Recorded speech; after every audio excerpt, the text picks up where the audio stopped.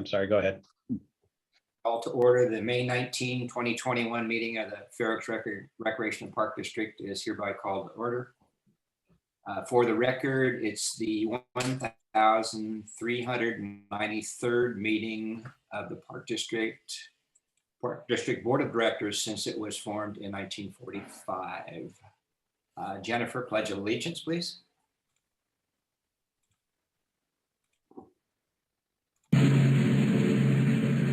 I pledge allegiance to the flag of the United States of America and to the republic for which it stands, one nation, under God, indivisible, with liberty and justice for all. Thank you. Thanks, Jen. Roll call. Hello, Chair O'Farrell, Present here. Vice Chair Irwin, Here. Director Carhart, I'm here. Director Mounts, Here. Director Tamani, Here. all are present. Okay, item number 4, presentations, proclamations, and recognition. Mike. I don't have anything officially, so we would just need to, let's see, is this where we, audience restriction? Nope, nothing official. Okay, all right. Item number 5 on the agenda is audience public comment for non-agenda items. So any person may address the board on any subject within the jurisdiction of the Fair Oaks Recreation and Park District. Each speaker is limited to a maximum of 3 minutes. Any matter requiring board action will be referred to staff or committee for a report and action at a subsequent meeting. Do we know if we have anybody, Mike or Ian or It looks like Jennifer? It looks like right now we have Joe Maloney. He's requested to speak. Okay. Joe, would you like to address the board? Muted.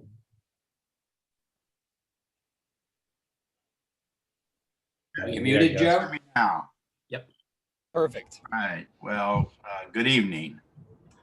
I hope you're having a great day, all of you. I just had some clarifying questions. I just was looking, as you all know, I had some difficulty with the April 21st meeting, and I was just looking for the minutes. And are the minutes online for that meeting? And I mean, can I get the agendas? I know how to do that. But is there a code or something I need to get the minutes? Or No, is there Joe, are they online and I can access them? they're on the website, so they'll be next to the agenda for the meeting. So the April 21st minutes are not posted yet because the board has not approved them yet. Oh, okay. Okay, I was wondering, but the other ones below for other meetings, I can look at those Yes, then. Huh? correct. All Yep. right, thank you. Uh-huh. And then I did have an item on the foundation.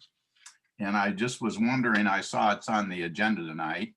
And I was wondering, do you post the meeting, the notices and the minutes for the foundation? Yeah. On the main website then too? Yes, they're included in the regular board meeting minutes and agendas. So it's embedded in those Oh, but it's not actually posted as an item, huh? as a separate, I can send them, I'll send you the link. How about that? Well, no, I was just kind of curious on the posting of them, Yes, that's all. they do go on the same place as the board agenda and minutes. Okay, well, I have to get my 10-year-old grandson to help me with this. All right, thank you very much. All right, thanks, Joe. Thanks, always. Love to have you at the board meetings. A motion to approve the agenda. I'll make a motion to approve. Multiple. Second. All in favor? Aye. Aye. Okay, the consent calendar is item number 7. Any board members have questions, concerns, or comments? Motion to approve the consent calendar. There is. Second.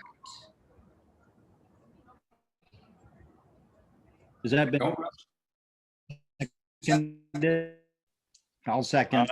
Aye. All Aye. in favor? Aye. Okay, agenda items. Okay, the monthly report for the Fair Oaks Youth Advisory Group. So give Mary just a second to rejoin as a panelist, and she will be making that presentation.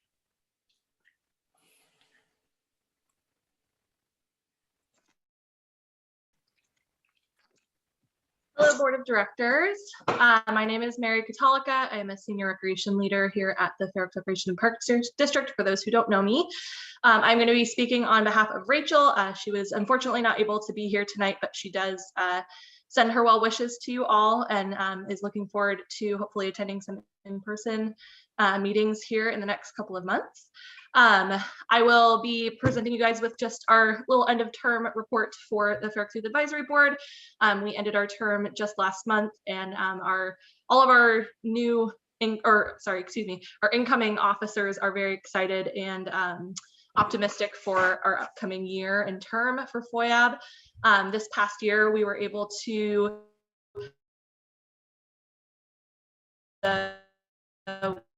Wickedly Cool Trail to Easter Extravaganza, and the other events that we were able to do through FOIAB was the New Year's Eve in a Box, and they did a toy drive as well for the Santa Stops that the district put on.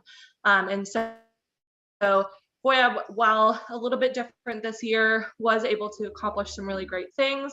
And in the future, we actually are going to be having Rachel back as the chair, so you will be seeing her face for the next year as well. She's going to be our first two-term chair for the Fair Oaks Youth Advisory Board, which is really exciting. And we are going to be actually opening up our junior FOIAB again in this upcoming term for 21-22. Last year we did close that off just so that we had enough space for our high school students, but we're going to be able to expand our numbers a little bit in this upcoming year. And really FOIAB is just looking forward to the world opening up a little bit for them to be doing more than they were able to do this year. We're hopefully going to be meeting in person or doing some hybrid meetings. And that's pretty much it. Like I said, Rachel will be joining us for the next term, and we're looking forward to it. So thank you all for your continued support. Amy, just one quick question. Yes. Rachel may have mentioned it at our last meeting, but how many members, both in the middle school and then, in 9-12 or 10-12, whatever Yeah, it is? so what we're going to end up having is we have our 4 officers. We're going to have, I believe, 10 to 15 high school students, and then 5 to 10 junior high school students. I can verify that number, have her verify it next meeting. That's great. Yeah. Anybody else? We're very excited. I'm sorry. I'm going to say, does anybody else have any questions? Thank you, Mary. Okay, thanks so much. Thank you. Okay, 8.2, receive and file item, the arts and cultural programming strategy, which this will be the 3rd time. I think it's been before us in the last 3 months. Yes, correct? Yes, board. This is a receive and file. You had the presentation at your last meeting. Now you've got all the documentations and the appendices. I'm going to let Sabrina take it from here. Hi, Board of Directors. Can you hear me okay? Yeah, I can. Unclear. Yeah. For the community, I'm Sabrina Bernardo, Recreation Supervisor with Fair Oaks Recreation and Park District. This should only take just a quick moment of your time. In front of you, you guys have the final arts and cultural programming strategy report prepared by AMS Planning and Research for the future operations of the arts and entertainment programs. This concludes this portion of the project, and the final report is to be placed in district records. It is just a receive and file, so no action is needed. And we all look forward to the continued growth and development of the program in the months and years to come. I'd just like to take a second, thank the board for all of your guys' help and considerations and thoughtful statements when we were doing this project, the steering committee, Mike, Katie, and Darren, all of the stakeholders and those who participated or gave feedback on the project, and a special thanks to Bill from AMS for his work. So with that, again, it's just a receive and file. Now, does that end Thanks, our Sabrina. contract with them? It does. Okay, we have received and filed it, correct? So we can move to 8.3 unless there are any questions. Okay. 8.3. Proposed bike park at Phoenix Park outreach.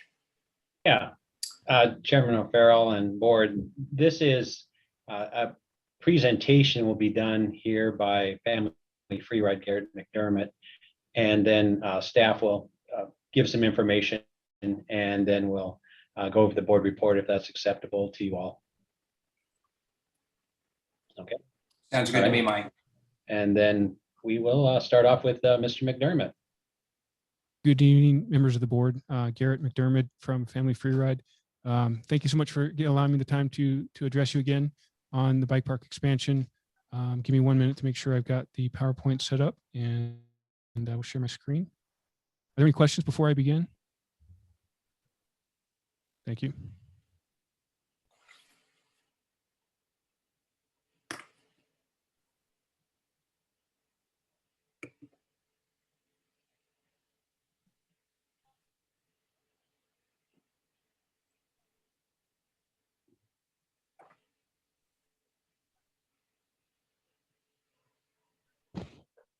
Can you guys see that okay? Garrett, we are looking at the presenter side, just so you know. We are looking at the presenter. What's that? We're looking at the presenter view. Oh, gotcha.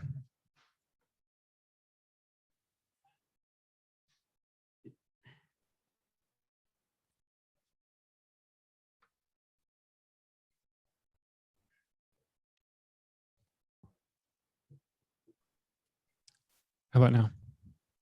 There we go. Perfect. All right. So I just wanted to start off just, reading the mission and values of the Park District to be the primary recreation provider of choice for Fair Oaks community, and to enrich lives through exceptional parks and recreation opportunities that strengthen our community. This is the Fair Oaks Bike Park 2021 expansion proposal. I just want to go over a quick review of what we've seen in the last year since we put it in the pump track.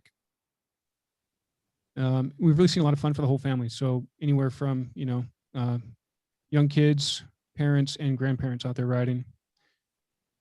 Young kids, young at heart. Beginner to advanced.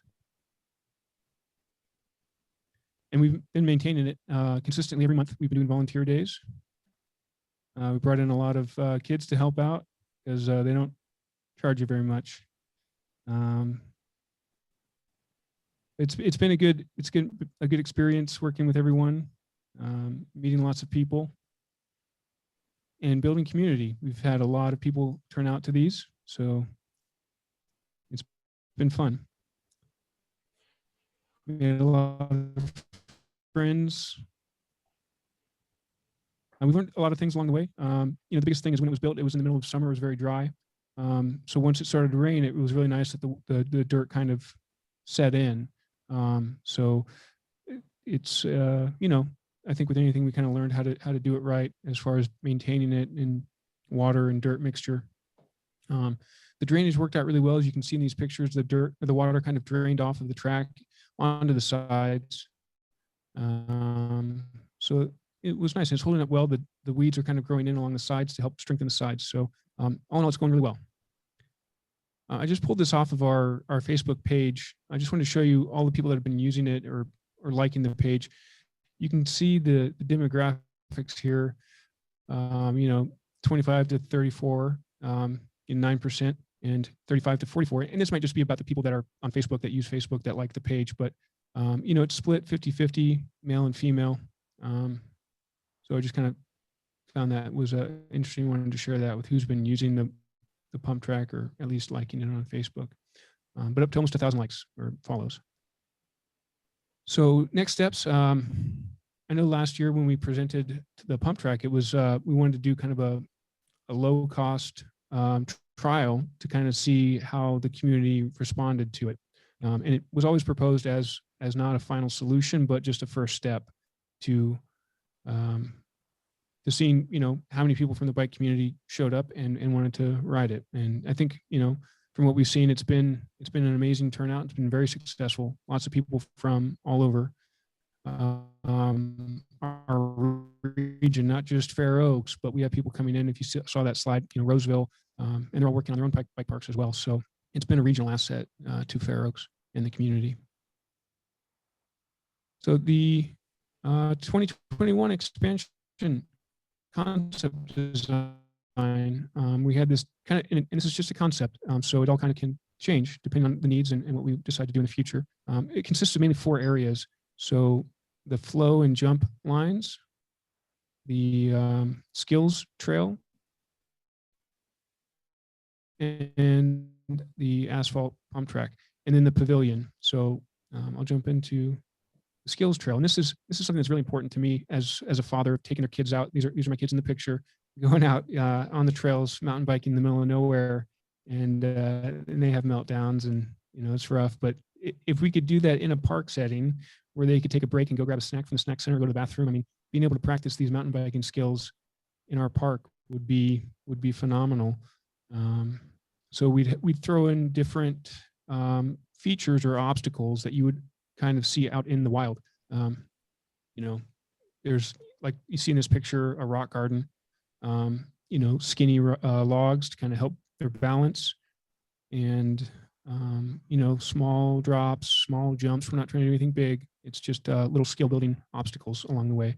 So because Fair Oaks, or the Phoenix Park, is relatively flat, we would bring in dirt to kind of build up the features so that they would have that momentum to carry them through it as they pedaled up. And I shared this video coming up on the next slide with you last year, but just wanted to share it again to other people in the meeting that might not have seen it. But this is a video from Bentonville, Arkansas. And I was talking just before this meeting with our state senator representative about Bentonville. A lot of people haven't heard of it, but it's the self-proclaimed, and they do a pretty good job of becoming the mountain bike capital of the United States. They've put a lot of effort into building up mountain biking, and that's resulted in becoming the nation's fifth largest growing city in 2019. Where in California, everyone's leaving. So we're really trying to bring back people to California, and we can do that by making fun things for them to do. And mountain biking is huge, and biking in general, not even mountain biking. So the jump area, if you've seen people, and I've been posting a lot of videos of some of these kids that come out, and they're phenomenal riders, and they come out to the pump track and they will do jumps on the pump track. It's kind of like the pinnacle of what you can do on a bike. If you can start doing the jumps, that's the top of what you can do on bike. So that's what people want to do. But we can do it in a way where there's lower maintenance. The picture that you see there is from San Diego. They just put in the Sweetwater Bike Park last year. And the County of San Diego has declared that as their most popular feature in all of their county parks. They think it's phenomenal. And so they just built another one a month ago. So San Diego is all on board with building bike parks. And so the flow and jump area, we would keep it as, if you see in the, I'll go back to the map of it, but we'd have beginner jumps, intermediate jumps, and maybe some advanced jumps, depending on how we wanted to go with that. But we would have it reinforced with some of these wood features to help with maintenance and whatnot. So the pump track, I wanted to kind of touch on this real quick because I know last year we petitioned against having an asphalt pump track. So now I'm coming to you and saying, hey, let's build an asphalt pump track. So I wanted to touch on that. Last year, we wanted to have the dirt pump track for younger kids. And we just felt that in the area that it was, we didn't want to lose that area. But if we can have it expanded and have, continue to have the dirt pump track where it is now for the younger kids, then it gives the kids that might be more experienced another place to go. So it helps because we've seen so much congestion in the pump track. We can help expand that out. So the pump track that you see in this design it's a mirror image. So what we can start doing is having competitions. They even have, the World Pump Track competitions that you'll see as an event. So it'll be weekly events that we can do. Just like you see, and I'll go into this in a little bit, but the BMX group every week, they have two races. And I really think that we can start doing that there at the pump track. We can have organized events just like any sport with races and, partner with either, Family Feud. I'd be happy to step up and start organizing those events and help generate income for the park district as far as rentals go for that facility. So who's the bike park for? This is a picture of the cycling development team. It's only half of it. I can fit the other half on there, but these are the high school mountain bike teams that we see around, and they're expanding to middle school, I believe, next year. So it's just been a huge turnout of kids. So they would have a place to ride. We would have events. This just happened last week. So the community of people that ride bikes is huge. This was Dirt Days last year, organized by a new organization, Mountain Bike NorCal, who has just been phenomenal in organizing and building the community. So it was a huge event, and we would love to see some of these events down here instead of up in the mountains in Nevada City. Why not in Fair Oaks? So a lot of opportunity for having these events. Races. I believe Clint Klassen had emailed in a public comment to the board members about his experience running a business doing mountain bike races.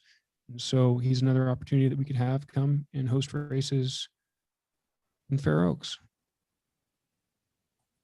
This is a kids race that Clifton Races did at Prairie City. So lots of opportunity for kids to come out and ride and race at Fair Oaks Bike Park. This is a women's group that teaches mountain biking. So there's a lot of opportunities for women's groups to come and train on the perimeter trail and all over. Trisha, she came to our Kids Bike Festival in 2019 with Family Free Ride. She organizes kids riding programs. So she could benefit a lot from having a skills trail and other opportunities in a bike park to work with her students on. So yeah, this is from last week at Dirt Days. So lots of happy kids. So the other, as I've learned in the last year, the BMX community is huge. If you go out to Oak Creek, and hopefully they're going to have maybe make a public comment after the presentation, but it's enormous, the amount of people that come out to Oak Creek 2 days a week for the races. We would love to incorporate them, and they've been coming out to our pump track. And we could definitely see them coming to an expanded bike park on a weekly basis at those events. So this is something that I saw a couple months ago, a young lady in a wheelchair playing with her friends on the playground at Phoenix Park, and she was having a blast. But I just thought, how cool would it be if she could be out riding on the trail with her friends instead of on the playground? So it would be, we could make that perimeter trail adaptive friendly. And there's also, some extreme people in wheelchairs that will do the skate parks. And so it's possible that they could even go through the asphalt pump track. So the big question is budget. What does it cost? And it's tough to say because it's not like a baseball field where it's set dimensions and you kind of have a history of what those have cost. So it can fluctuate a lot. The nice thing about what we have in the concept design is we can do it in stages. I know there's a question about whether or not the large dirt area is available now, and we can start working on a perimeter skills loop until we find out if that area is available or not. So these are rough estimates. 1.2 million overall, 600,000. That's if we do the asphalt pump track, and those range. The one in Temecula is about 400,000, and they go up to $1 million for the one that they did in Bentonville that we'll see in the next picture. But this is where we can hold the pump track world championships. Could be in Fair Oaks. Skills loop, and again, rough estimate. It kind of depends on what we want to do with the features as we kind of look into this. The pavilion, I know that we're at Miller Park, we're looking to spend a pretty equal amount to put in a pavilion there, but this is where we could start hosting those events. We could have a place for the food trucks to park. Lots of shade because it gets hot, and you know, a place for people to gather as a community of cyclists that want to watch these events and hang out with their kids.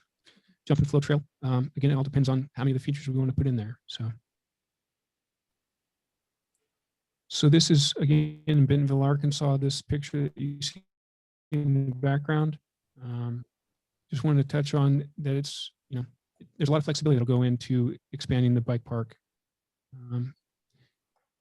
And if there's funding shortfalls or maintenance shortfalls, we can adapt the plan instead of doing, you know, the asphalt pump track and the jump line. If we have questions on maintaining, you know, a dirt jump area, it's possible we just have a giant asphalt pump track, and it would require very little maintenance. So that's always a possibility. Funding, that's always a good question. So where do we get the money from? And there are, if you see this picture of Stafford Lake, it's just north of North Bay area, and you know, $100,000 donations from Fox, who was a big bike component manufacturer, and the Haas Family Fund. I mean, there are a lot of people out there that want to support this and put their money where their mouth is. So there's a lot of potential for that. And I've applied for a couple grants. You see the Santa Cruz Pay Dirt and specialized grants. They won't grant them though unless we have a place that's been approved for the bike park. So that would help out a lot if we can kind of move forward with approving this. Then we can start reaching out for those grants, and very likely we'll get them. The bottom left picture you see there is an old parking meter. And so they put one of those in down in San Diego. And the nice thing about it is it's credit card. You swipe your credit card, come into the bike park, make a donation. The picture that you see with the rock, that was up at Truckee Bike Park. They've had a lot of support from the community for building their bike park. It's been phenomenal. The picture right above that, it's a great little donation station. And they see a lot of revenue from that. The other picture, the advanced IPM, just in 1 month after our pump track was put in, we raised $8,000 from corporate donations and just private citizens that were throwing in $20 here, $50 there. And that was just after the pump track. We raised an additional $2,000 in the following year. So a lot of community support for this project. And I imagine we would see a lot more if we did expand it. Maintenance is the big question. You know, how do we maintain it? So last year, when we presented to the board to do the pump track, Family Free Ride agreed that we would maintain it. So for the last year, we've been doing that, monthly maintenance days. We've since partnered with Fat Track. They've been big supporters of ours, and they've been helping step up and are willing to do so if need be in the future to take a more active role. Family Free Rides, you know, granted, we're a young organization. We've been around for 2 years. Fat Track's been around for 30. So a large organization, they're leading the charge now to make mountain biking better for our entire community. So they've been huge supporters of ours. They were there last year when we gave the presentation. They had representatives. The president, I think, even spoke as well. And I think he's probably in the audience. So yeah, a phenomenal organization. But we totally willing to do contributions as well to pay for a paid maintenance staff. Anywhere from $12,000 to $50,000 a year, depending on what we want to do. Help do clinics and organize events. So hopefully, if we want to throw down a large amount of money, we can have that person take over some of those responsibilities, like Folsom did as well with the maintenance. So risk is another big question, and that picture of the X-ray is me, my broken collarbone from the Elk Grove Bike Park. So it's one of those things, risk. You ride a bike and you're just bound to crash. So accidents happen, and especially when you start doing jumps. And I kind of think of the analogy of having a trampoline in the backyard. Parents, like my wife asked the pediatrician about trampolines, they're dangerous. And the pediatrician said, I can't really recommend them as a pediatrician, but as a mom, I have one. So, but I understand that the district would be taking on some risk. There are protections, though. California Government Code 831-7 provides a lot of immunity to government organizations for hazardous activities, and mountain biking and definitely riding jumps is considered one of those. So next steps, what we're looking to do, I mean, you can see this is a picture of a development, concept development that was, it's the Mormon church that you see in the top left. So all the Aerojet Rocketdyne properties that are looking to get developed. And, you know, it's really easy to throw in baseball fields, and that's just what we've done for 100 years. But I think times are changing. You know, we're seeing mountain biking is a new activity, but it's growing so fast. You go ride with your kids, you ride with your dad, you ride for your entire life. And so hopefully we can start seeing that and supporting that as a community, as a district. And, you know, this picture in the top right, if you haven't heard, there were jumps that were bulldozed a couple weeks ago in Granite Bay, and they were unauthorized jumps, but it was due because, you know, the state parks have not been working with organizations like Fat Track to develop things that there's a demand for from the community. So it was built on its own. The bottom right picture you'll see is unfortunately just below Fair Oaks, down by the horse stables, Sunset in Maine. You know, we don't want to see that no bike sign. We want to embrace the bike culture and make places for people to ride that are legal and won't get bulldozed. So that's what we're hoping to see in the future. I think that's the last slide. Hey, Garrett, before you leave the Glenboro slide, so the point of showing that particular slide, and I'm very familiar with the project because I worked on it, are you saying that the master plan for the parks is changing, and from, you know, the traditional stuff to field sports to, are they going to put in a dirt track or a mountain bike park? What is the purpose of the slide? The slide is, if I have anything to say about it, they will hopefully start putting in dirt tracks and bike parks. I met with one of the head developers, Easton, that's in charge of developing this project. And that's where I saw this picture when I was talking to him about, hey, let's do an indoor bike park down at one of your warehouses that you're looking to develop. And let's include bike trails, mountain bike trails, not just paved asphalt trails. So he was interested in considering that. A lot of it is up to the developer. He's just the property owner that's looking to sell to developers, but there's been no decision on making more bike parks down there.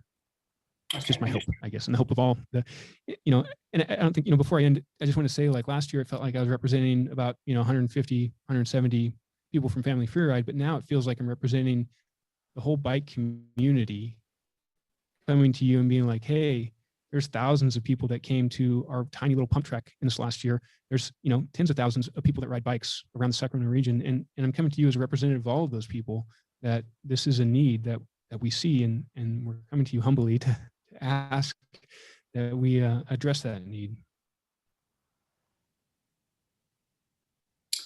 Garrett, that was an excellent presentation.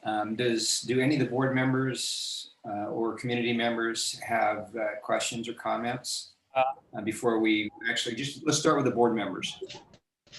I don't have any questions, Chair. I just wanted to thank Mr. McDermott for truly a phenomenal presentation and putting that together, you know, and for what he does in the community. So, Garrett, thank you again for that, and for your time that you have put to the community and the bike park. You're very welcome, Raymond James. Thank you, Dr. Armin. So, does anybody else have other board member have a comment? I have a quick question. Thank you to Garrett for doing the presentation. I really appreciate it. The jump and flow section, is that separate from what would be the skills loop? And when you refer to the skills loop, are you talking about the perimeter, kind of the one that goes around Phoenix Park? The jump and flow area would be separate. It would be combined with the asphalt pump track. Okay. Skills loop would I like to think of it as an obstacle course. Okay. Right along, and then every 50 yards, you come up to a different type of feature that you would find out in the wild, a rock garden, a root area, and you would practice those skills on the perimeter trail. Okay. And then one more question about the perimeter trail. The way you kind of have it laid out on the concept design, would it impact parking at all, like the current parking situation? Or would parking essentially remain the same, but the perimeter trail would just Yeah, go so, around the park? Director Okay. Carhart and I kind of walked one night when we were out checking out the bike park, and we walked around, and it wouldn't interfere with anything. There are 2 road crossings, one right in front of the VFW where we're at tonight, and there's another road crossing kind of over by kind of where the snack shack is, that would come back in. So those are the issues that we'd have to kind of address. Like if we are going to put that in, we would have to look at some way to kind of signal that there is a road crossing there for bikes. Okay. I don't have any other questions. Thank you. John, I'd like to add some comments.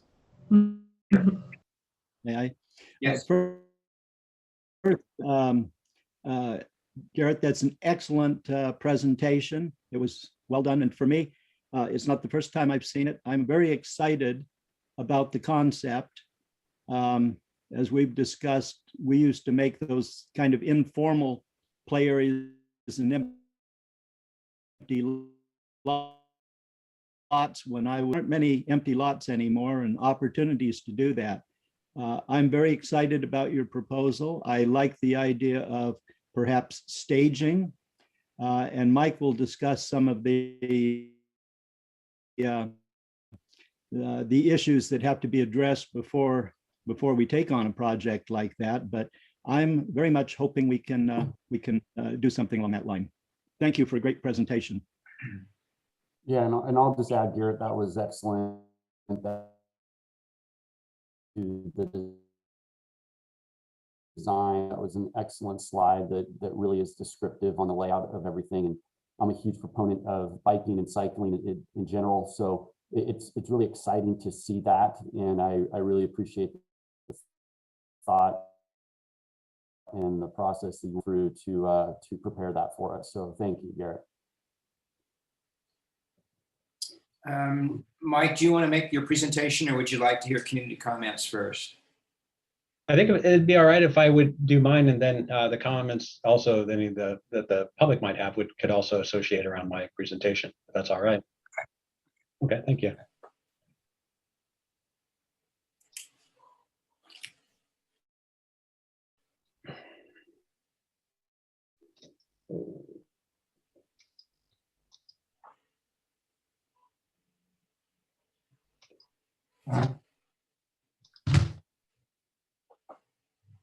You should see my slides there.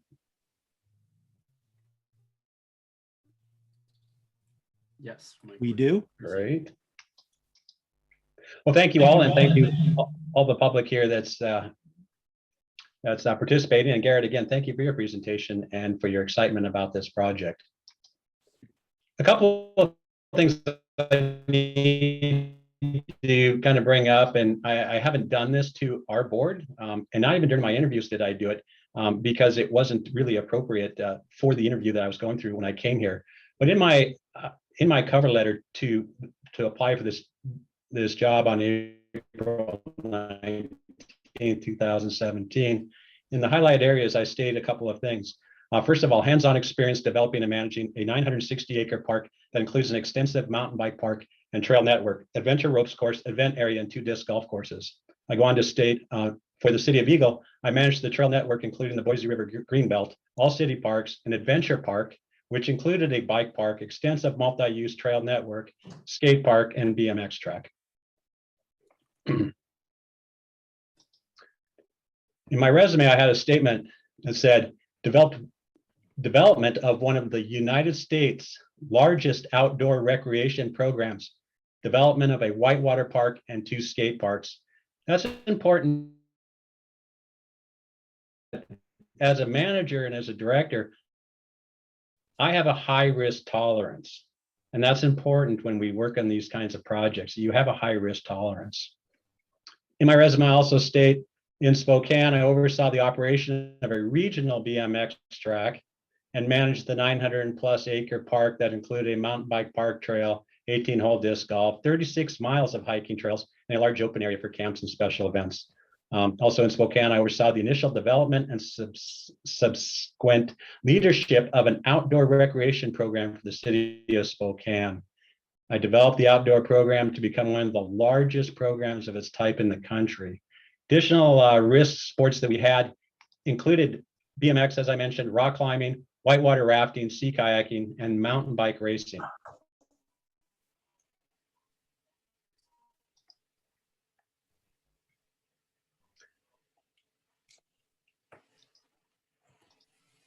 My mountain bike skill set, management skill set. I was an expert, and in my last move up, I was a semi-pro mountain bike racer for 12 years. It sounds moderately impressive, but as a semi-pro, you raced against the pros, and somebody had to come in last, and that was usually me.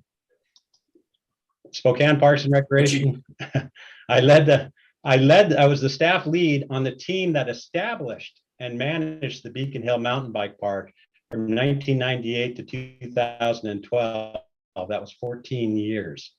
And then in Eagle, I managed the Eagle Ada Mountain Bike Park from 2012 till 2017 for 5 years. That's a total of 31 years of involvement at the highest level of mountain biking. I also road biked and road raced nationally, but we're talking about the mountain biking skill sets. This is the map of the Beacon Hill Park area. Excuse me. You can see the extensive network of trails in the 960 plus acres, close to 1,000 acre park that was developed under my lead. I worked with Evergreen Bike Alliance. Evergreen was our user group. Evergreen is the nation's largest statewide mountain bike organization with 7 chapters. I'm just going to pop this for a second.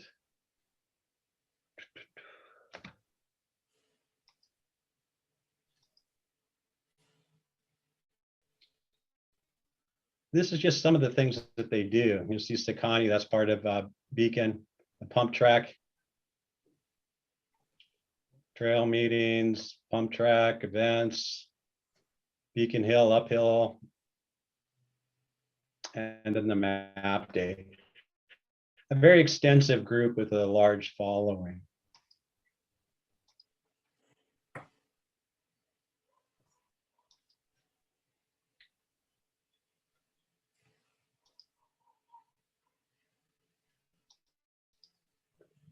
These are some of the conditions that we encountered when we first took over Beacon and started managing with Evergreen. We had a lot of homemade built or home built stuff. You talk about Folsom knocking down jumps and jump lines and pathways. That is exactly what we had to do. We had to take these things down because of risk and liability, and also because of environmental damage that was occurring. You can see the picture on the right there. That is a sandy loam soil, and they tried to build a jump out of it. Well, obviously it didn't have the structuring to be able to maintain that jump line. And they basically trenched the dirt to create that jump line, or that jump. It wasn't a jump line. And the ramp on the left, it's put in with nails. It's the wrong material. The actual boards on top, you can't see it. They're coated slick deck coated on top of that ramp there. And you can see it's aged lumber buried into the ground. Here's another example of a homemade jump. You can see the degradation there of the environment on the left with a hole. They did not truck that material in. They had to mine it, if you will, from the surrounding area. They had to take those logs, those potential, the decay of those logs and stuff that adds to the forest floor and things like that. They had to take those and pile them up and then bring in the pallets to do this. And we had to carry all that out and redo the entire area because of that type of management or lack of management for a bike facility. This is what it is today. This was a picture taken Saturday when I was over in Spokane. They were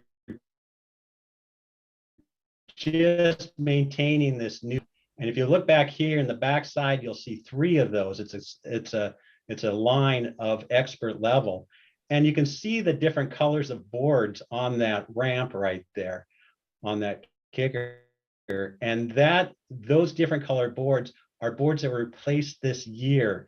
during the investigation or the management of these facilities. You'll also see right by my bicycle there, you'll see the supports. Those are brand new as of this year as well. So that management is critical for this type of facility. I'm going to show you a short video of what Beacon looks like.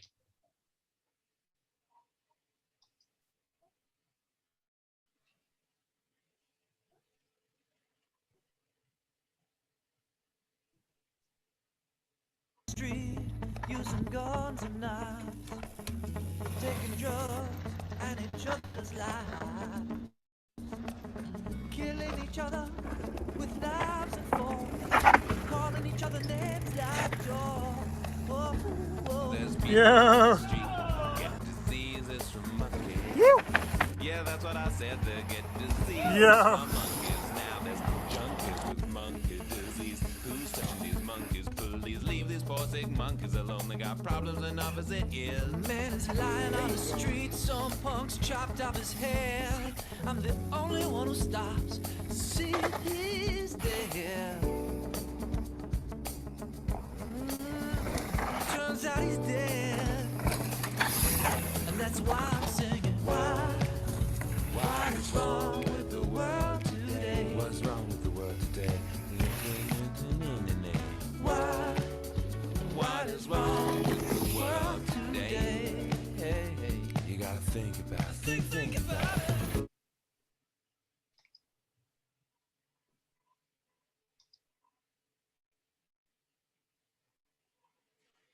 So throughout this management of Beacon, we're doing everything.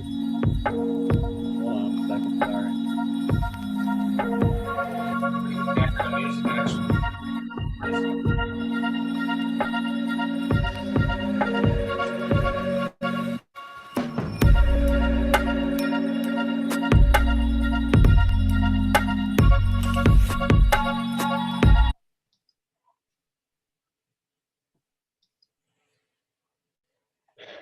In Eagle, I also had a bike park that I managed. And this is from 2015. Beginning in 2015, there were no less than 6 gold level ride centers. This is an article from IMBA, the International Mountain Bike Association. In 2015, in August, Boise Eagle, Idaho, the bike park was awarded the gold level of bicycling. That was when I was managing that facility. There are 6 gold medal riding centers in the world, and Boise, Idaho is one of them, the Eagle Bike Park. This is a gentleman who's maybe familiar to some of the people that are listening today, Randy Spangler, who helped design that park initially back before I arrived. It was then ran by volunteers, and then I took it over and started professional managing it. I'll show you some pictures of what happened after the initial opening of a professionally designed mountain bike park. This is what happened. 3 years of volunteer management without professional management turned a park that was basically world-class into a very challenging facility. And here's what it looks like after I managed it.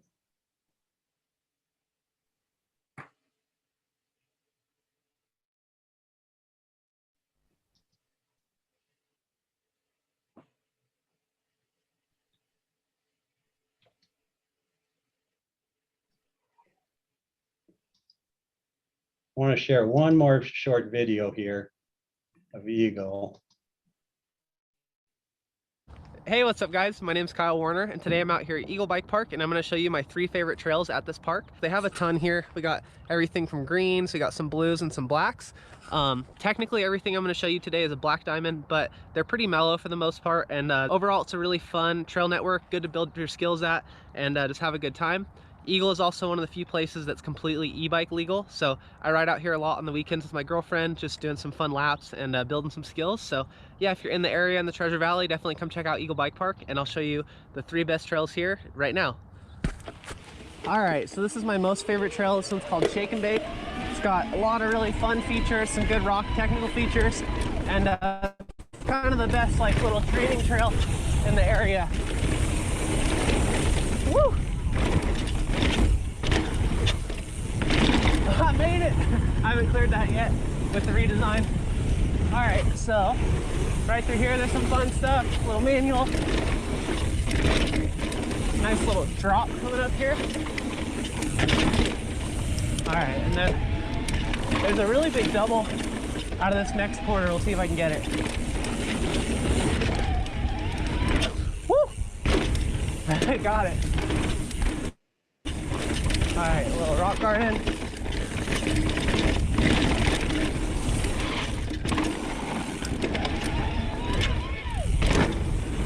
Fun little drop. Whoa. All right, little rock garden right here too. I like to see bounce this. Drop. Just for extra speed.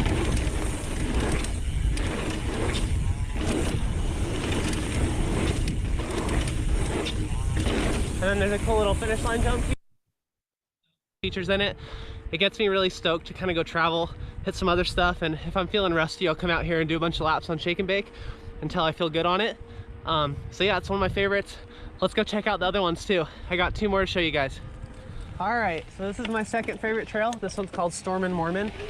This is a really good trail. It's kind of one of those ones, the first few times you ride it, you're like, man, I can't figure out the flow, but after a while, you really start to get it, and it's super fun. And this one, just pay attention to the purposely built structures. Big sandy berm. There's also a few really fun drops on this trail. 2 of them are kind of bigger, one of them's pretty small, but I love this trail. So right here, there's a drop. Slide, woo! A little pop off, woo! And then this corner's kind of tricky too right here. You gotta go slow, pop high.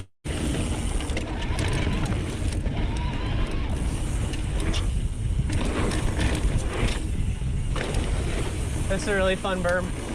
And then slam into it. Wow.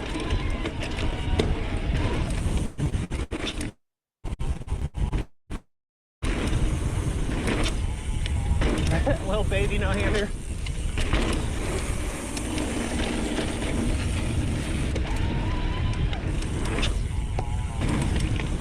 Little baby toboggan. This corner is really fun too. I like the nose wheelie. Little drop. Woo! And then kind of a bigger double right here. You gotta crank out of that corner. Super fun little skipper. As you saw on that slide, you'll see some purposely built items. You'll see some armoring, what we call armoring around the landing zones or armoring around some takeoff zones. We saw some great lips in there that were put in and maintained well. All of that means to us as a parks manager is that the parks are wonderful when they're maintained well. And over here on this slide, this is the pump track. This is part of what's called the flow trail.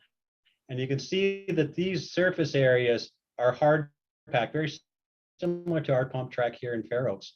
But you'll see also outside of here, you'll see a lot less vegetation than you will in Fair Oaks. And that's basically because of its the amount of time is spent managing that facility.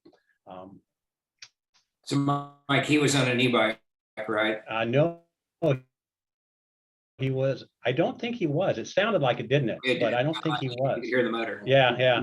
But he's just booking on it. This I want to share this with you because we do need to talk about risk. And this happened August 2020, not when I was at the park. It was on the Stormin' Mormon Trail. You saw that that he rode that trail. The gentleman was declared dead. The man was found 300 feet up the trail, not very far. Talk about close into the park. So he wasn't way out. He was only 300 feet up the trail. He was wearing a helmet. There were some injuries that indicated he fell from his bicycle. Now, injuries happen, and we know injuries happen. They happen in all places. They happen on swing sets. It doesn't matter if you're on a bike or what, they do happen. And so it really comes down to risk tolerance, what your risk tolerance is, and then how you manage and mitigate your risks. And what we do for swings, for an example, is we do a surface, a poured in place surface on the ground. We do inspections of the equipment. When we do repairs, we do authorized repairs. And when we do repairs, we use authorized parts and service. And when we install those swing sets, we do installation of materials that are authorized to do that. That's critical when you're talking about mountain bike parks as well. The issue with mountain bike parks from a management side is you're still talking about a new mode of recreation in parks. It hasn't been around as long as swings or baseball. And so the management pieces are still falling into place, and they'll continue to fall into place. There's some very good ones managed out there, and there's some very poor ones. I am not adverse to risk in well-managed parks.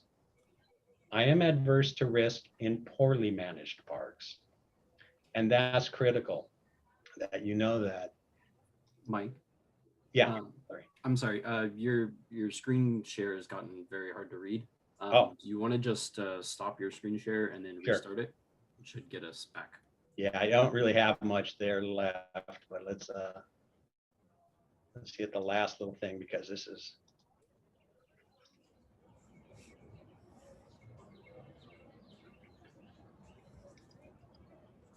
There we go.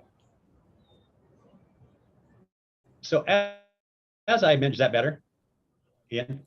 No, unfortunately, it's Okay. Well, let me just explain. I'll stop the screen share. It's not critical. Okay. I've managed skate parks as well, and I've managed those skate parks for probably 25 years, maybe a little bit longer. And what's interesting about skate parks is they're designed and built at a professional level. There are no DIY, do-it-yourself skate parks in Parks and Recreation. They are all purposely built, designed, and operated with a tolerance of risk. Some communities will not do skate parks because their tolerance for risk is lower. We have a skate park, so our tolerance is a little higher. I've managed skate parks, so my tolerance is higher. And that's the same with mountain bike parks for me. What I hope you're getting from some of this is that my skill set is very unique in the country. It's probably the highest in Parks and Recreation of anybody else. I have a gold standard mountain bike park and one of the largest that we built from scratch in Spokane. Whatever we do, it has to be managed and maintained at the highest level because you hired me.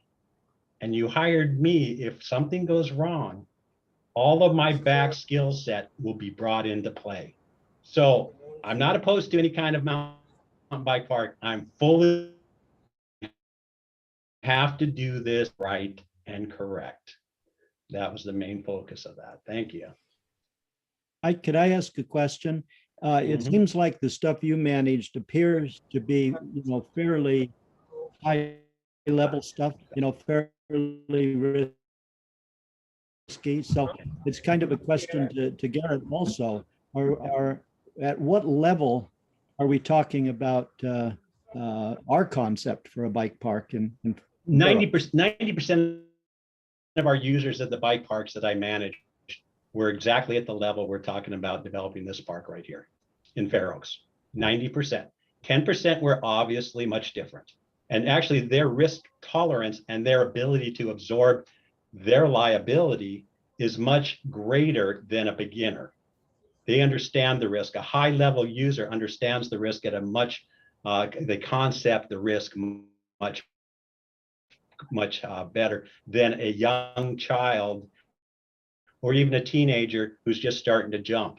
So really our maintenance and management level has to go to that level because there is an assumption of risk as you go up higher. So a pro, for an example, we can have a choppy park and they'll be okay. We're not going to get in trouble. But if that choppy park and we have maybe an advanced beginner on it and they crash and we've done something wrong, like haven't maintained the feature correctly, that's when we can get in big trouble.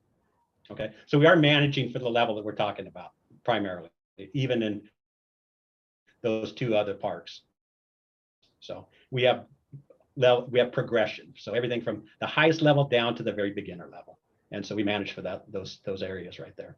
So good question. Sorry, I didn't bring that up. So Mike, okay, I know I'm assuming everybody's read the staff report, and why don't you just give us a summary overview of the staff report and what your recommendation is, please? Yeah, the summary is that we would have the bicycle park as concept, bicycle concept park, available for and push it forward through public outreach after a couple of things happen. One, we ink the deal, we sign the deal with La Vista for the ball fields, because the ball fields are still kind of that outlier for Phoenix Park. We're not sure if the ball fields are going to go there, but we know that La Vista is a better opportunity. If La Vista gets signed, the ball fields are going to move to La Vista.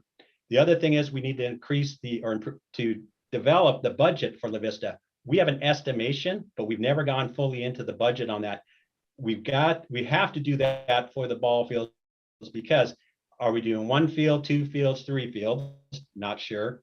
The bathroom, there has to be a bathroom there for the ball fields. We do have a structure there. It's going to need some renovation. And then we have to have parking. And so those 3 elements have to be dealt with in a budgetary sense.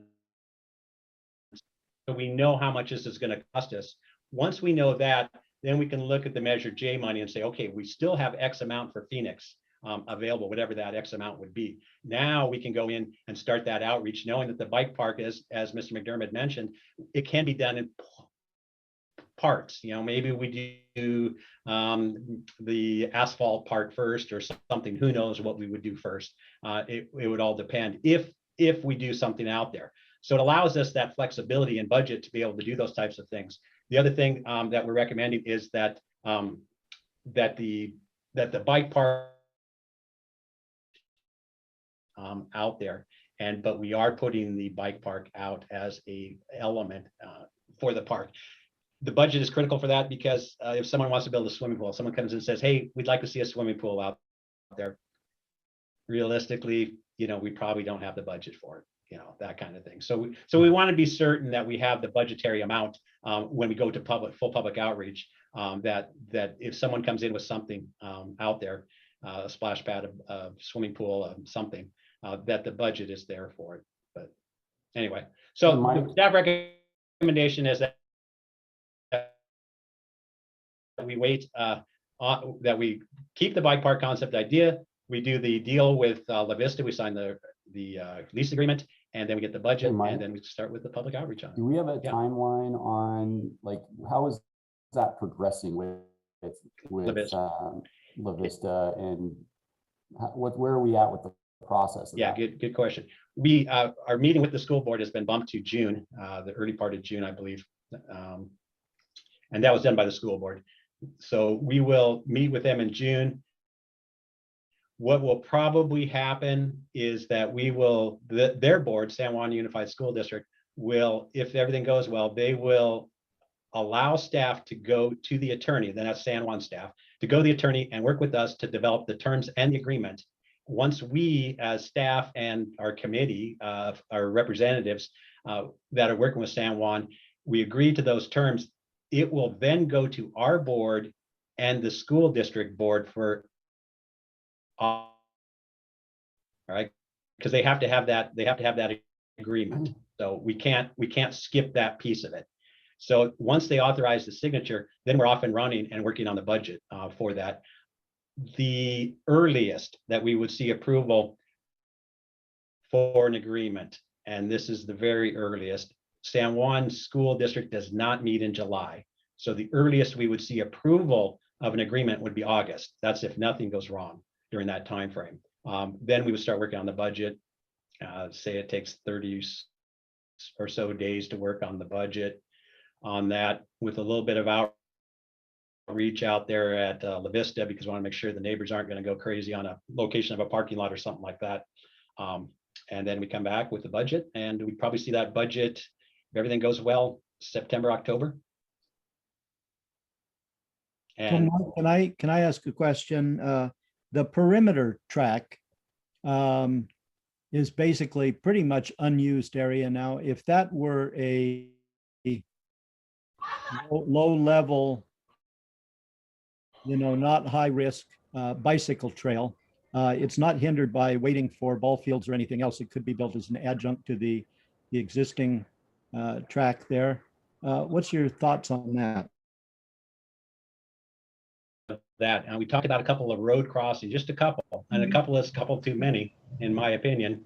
And then we also have to look at crossings with pedestrians. I don't know. I haven't looked at the location to see what kind of impact it might have with crossing with pedestrians. Bikes are meant to be kept moving. They're not meant to be stopped. And that's one of the challenges, that bikes generally don't stop. And you'll see that on the green belt when they cross a road too. They don't stop. And when we have a 8-year-old riding a bicycle interfacing with traffic or pedestrians, we want to be certain that we don't have any incidents. The other piece is we want to make certain that we don't have any environmental damage or environmental impacts. Not sure on how that would look. Those can be addressed though. They can be worked on. It's just, those are my initial thoughts on it. Mike, I have some questions. So you said, did you say October is when we would get, you thought permitting for the No, that's La when we could get the Vista? Is that budget what you thought? probably. If everything goes well, we could get the budgetary figures to the board in October, September, October For La Vista. For La Vista, correct. For La Vista. Okay, got it. So my question, one of my big questions is on the outreach aspect about this. What do we have per policy or written, what expectations do we have as a district for outreach on something like this? Yeah, we don't have a policy. I don't know if there's anybody that has a real policy on outreach. It really depends on the project. For an example, girls softball outreach was way different than pickleball. That's another good example. Right. So we really don't have a policy. It's just and how the project's developed and the kind of support and things like that. Great. So then the pickleball, that's I know that's on agenda, but that's like 500,000 or 600,000. Am I right? Yeah, I know we're gonna have that tonight. So let's just say it's 460 something, I think. Okay. Yeah. So it's a decent amount of money that isn't necessarily like, as far as like an outreach, it wasn't necessarily big to do. I just wanted to share with fellow directors kind of my feelings as far as I definitely, after La Vista's settled, I would like to see this. I would like us to move more on it and get a plan in place. I don't necessarily think we need such a drawn out outreach with this. So I just wanted to voice that because, Mike, it kind of felt like you were looking at a bigger outreach thing. And I don't necessarily think we need to do that for this. I think we have seen a need. I think we have seen activation, and I would love to see a plan really in place.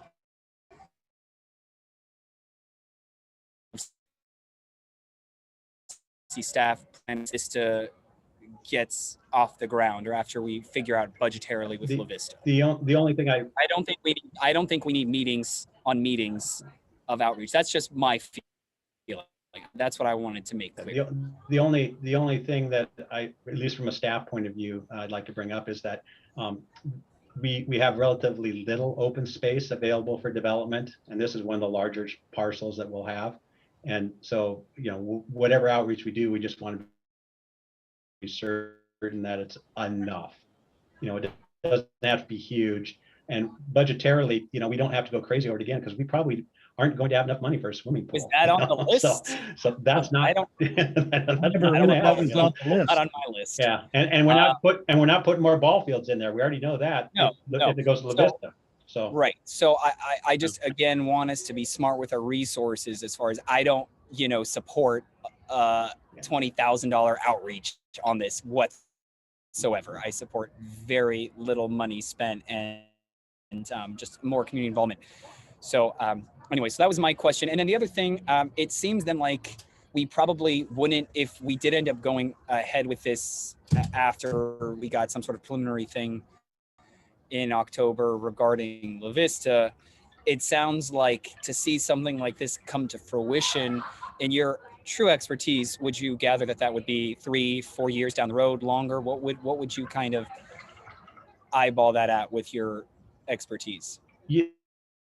what I see on that concept plan, the hardest part at this point would be the asphalt. That would be the longer development process. We've got some earth moving, permitting and stuff we'd have to do. I would think that you could probably get 90% of it done within 5 months, 6 months once you start. Oh, that's great. Because you're not Okay. building parking. I mean, remember, parking's another part of this outside of this project. Sure. It's another project. So all Sure. of that's happening on another level. So it's not happening as part of So the bike path. hypothetically, then this project could be 90% completed within, what do you think, a year and a half Oh yeah, easy. now? Yeah, probably. Okay. Yeah, the restrooms too. We want to look a little bit at the restrooms. Where's the restroom impact? Sure. I don't know exactly what, but that slows. Once we build a building, it slows things Great. down too. Yeah, great. Well, that answers all my So- questions. so- Thank you. Would you like, Talking about, oh, excuse me. Ralph, Yes. can we move around a little bit now so that we make sure everybody has I their just had a thoughts? quick question for Mike, and that is, who would do the design on this? Would we have our own consultant, or would we have a review of somebody else's proposal? My recommendation would be that we hire outside designers for this. Thank you. Belinda? So I fully support the idea of doing a mountain bike type park. As to the scope of it or the extent of it, I still need to kind of think about it. But for me, the biggest thing about Phoenix Park is just making sure, one, that we have parking so that people can use the park, and so people can come to Phoenix, maybe if they're not from the direct neighborhood. I really think that's important to make sure we don't lose a single parking spot in Phoenix Park. I do kind of like the idea of, I absolutely understand the need to leverage our resources and maybe holding off on a huge outreach type idea until after we know what's going on with La Vista. But I also like the idea of possibly moving ahead and starting the process of investigating what it would take to do the perimeter. Because I do think that would be, I really like that aspect of it. I don't like the crossings part, of course, because kids and cars don't mix. But if there's a way for us to just, if we were going to do the project in pieces anyway, to me, that seems to be one of the easier pieces to do. So, but no, I do support the idea. Okay, hey, Mike, first of all, I want to thank you also for the PowerPoint that you put together. That was incredibly informative. And I have a much greater appreciation for what you have done. I have done some double diamonds in Park City, but the stuff that you showed me today, there's no way, even at 45 years old, I would have done that. Anyway, I also support moving forward with something. And so La Vista is the linchpin in this whole thing. So you say that the process with La Vista is get the lease.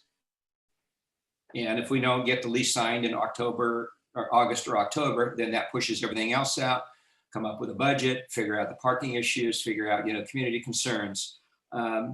To Raymond James's comment about outreach, I would agree with him also to the extent that we have typically reacted in the past to user groups. Fair Oaks Tennis Club, they wanted to do something and they came up with some money and we did something. Darren and the disc golf, one of our incredibly easy, low-hanging fruit projects to do. But once again, it was a user group that came forward. So now we have a user group through Family Free Ride, and they're coming forward. And Garrett has put in a lot of sweat equity into this. Raising money is hard, but I appreciate his effort as well. And I also appreciate his passion. So I'd like to see us move forward as well, but obviously with the caveat that we can't commit to anything at this point, but what we can do is investigate what some of the kind of the low-hanging fruit alternatives might be. And maybe, over the next 2 or 3 months, once things settle down,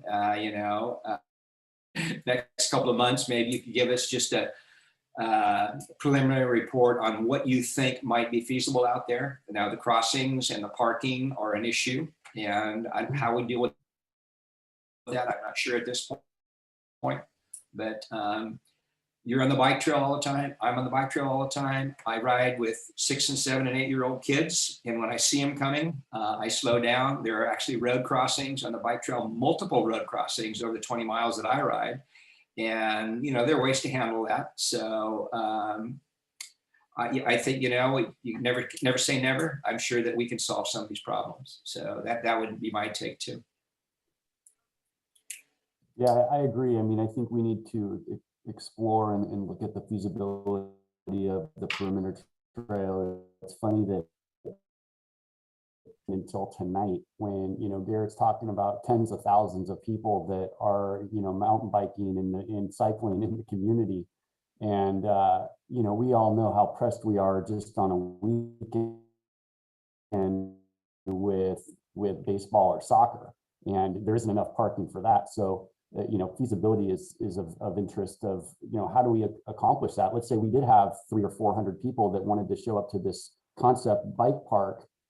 What do we do with them? Where do they park? Are they, I'm guessing that they're not all, he had mentioned it's going to attract a lot of people from out of the community. You want to make sure that we have plenty of parking for the community as well. So, but I'm a big proponent in the idea. I love it. I think there's been a lot of thought and process and work that's gone into it. And I'm definitely interested in exploring the perimeter track in the time being, but obviously we need to get our ducks in a row with La Vista and what's going on, because obviously if that falls through, then it's a completely different outlook on what we're doing there to begin with. So there's just a lot of pieces in the puzzle, in my opinion, that need to fall into place. So Mike has made a recommendation with respect to how we might move forward.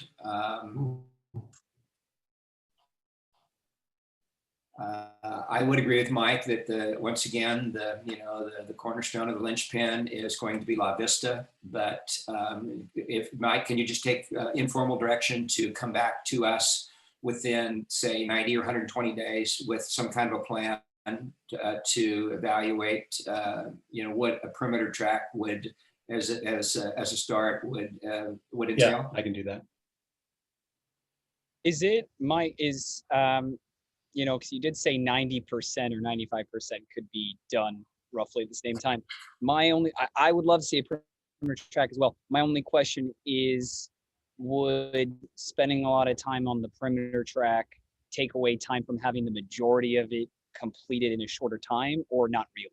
Yeah, that's a tough question to answer. We really want to look at where that perimeter track's going, how it interfaces with the undeveloped property.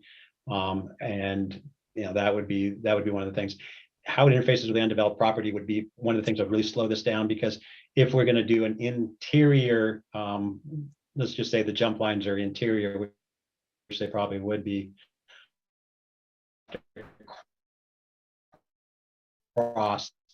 probably cross it, may not have to, but probably would cross it at some point in time.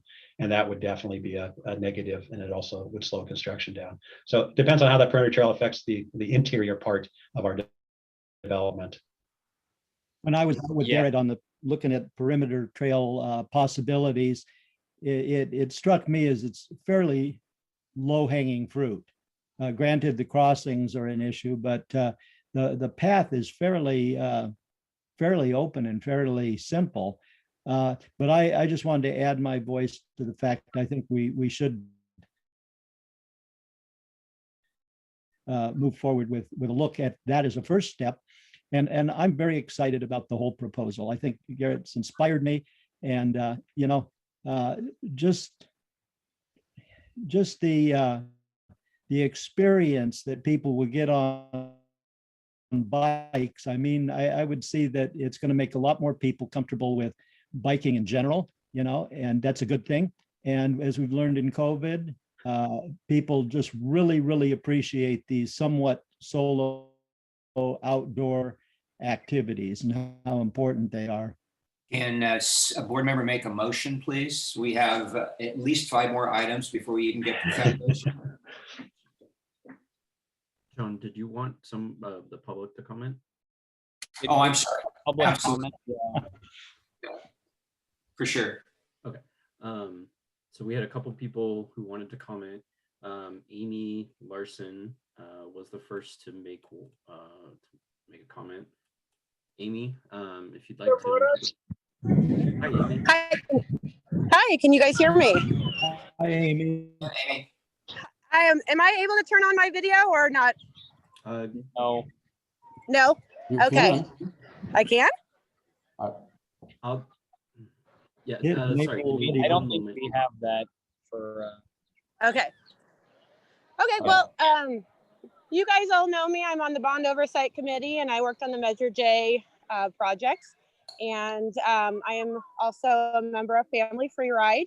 I am currently here at Oak Creek BMX. We were hoping to show you guys a little video of what's going on here every Wednesday and Saturday, and practices on Thursday.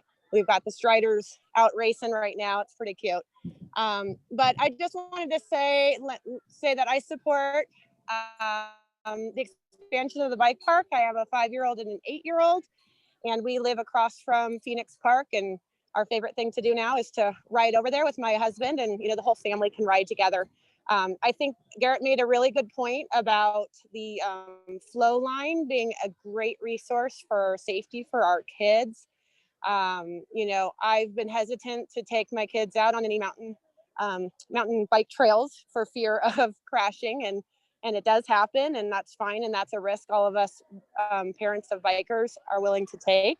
But if it's done in a park-like setting where we can get to first aid, then all the better. But yeah, I wanted to thank the board for their support of this. Garrett's done a great job. Oh, we're about to start races. But there's 200 racers out here, and we all have to go to Elk Grove, Auburn, Tahoe, to be on our on our off race days in order to kind of get this. So hopefully you can hear me, but yeah, thank you for your support, and I look forward to learning more about if we can do that flow trail or not. Thanks. Thank you. Thanks, Amy. Ian, next. Okay, next we have Justin Drake. Justin. Hey, Justin, you're on. Can you hear me? Yeah. Okay. I just wanted to voice my support for the expansion of the bike park. With the pandemic, there's been basically a bike boom and shortage, but there's been a major increase in bike usage. I found it really interesting. I'm going to sort of echo what Amy said about the BMX track at Oak Creek. They have developed a great community, and that community has bled over to our pump track. I see people from the BMX track all the time over at the pump track. And I think adding an expansion to our park wouldn't detract from the BMX track, and vice versa. It would be a synergistic effect and make them both have more higher usage. I know there's concerns about parking. This is a bike pump track where people can show up on bikes, and but if there's a concern that our parks are going to get overused, there's worse things than getting people in the parks. And so that would be great. And I definitely think that specifically this dirt pump track has proven concept. I mean, it's shown that if you build it, the people will show up. It's been busy all the time.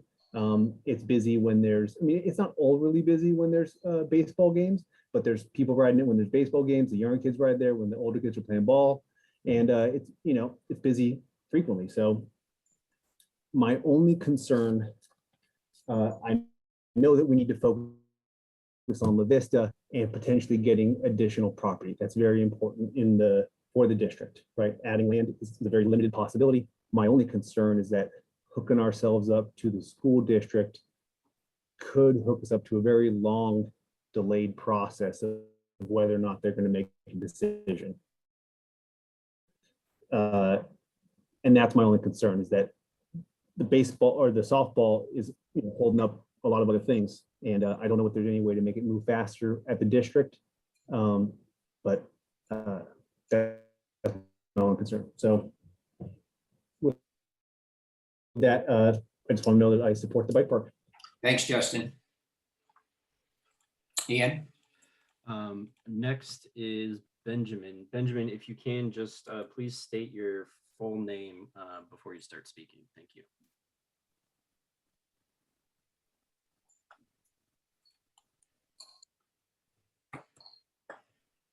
Somebody's on mute. Benjamin, just need to have you unmute.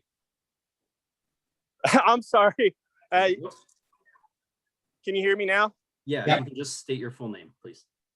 Yeah, sorry about that. I mean, really, I'm just going to reiterate what Justin and Amy said. I am a board member here for Sac Valley BMX. We're the organization that runs Oak Creek BMX. I'm actually out here now. I think Amy's on the other side of the track now. Like Justin mentioned, we have a tight community here. Everybody knows each other. We all race here at the track, and then every weekend we're looking for a place to go ride. I have 2 10-year-old children. We live in the Carmichael area, so Phoenix Park is close to us, about 10 minutes away. Our closest bike park other than Phoenix is Elk Grove, like Amy mentioned. That's like a 20-30 minute drive for us, but every weekend we're looking for a place to ride. To have a bike park that close to us with the kind of jump lines, flow lines that we like to ride would be an invaluable asset, not just to my family, but to a large portion of our ridership. Many of these people that are out here tonight, and there's probably close to 1,000 people out here tonight, probably over 200 riders. Many of them are from Fair Oaks and the surrounding areas, Citrus Heights, Carmichael, Fair Oaks. A lot of these people hail from that area. A lot of these people would be in full support, probably be over there now, in person, except we're all here racing tonight. So, I just want to show my support, let you know that the whole BMX community in this region is absolutely in support of building a bike park in Fair Oaks. We would love it.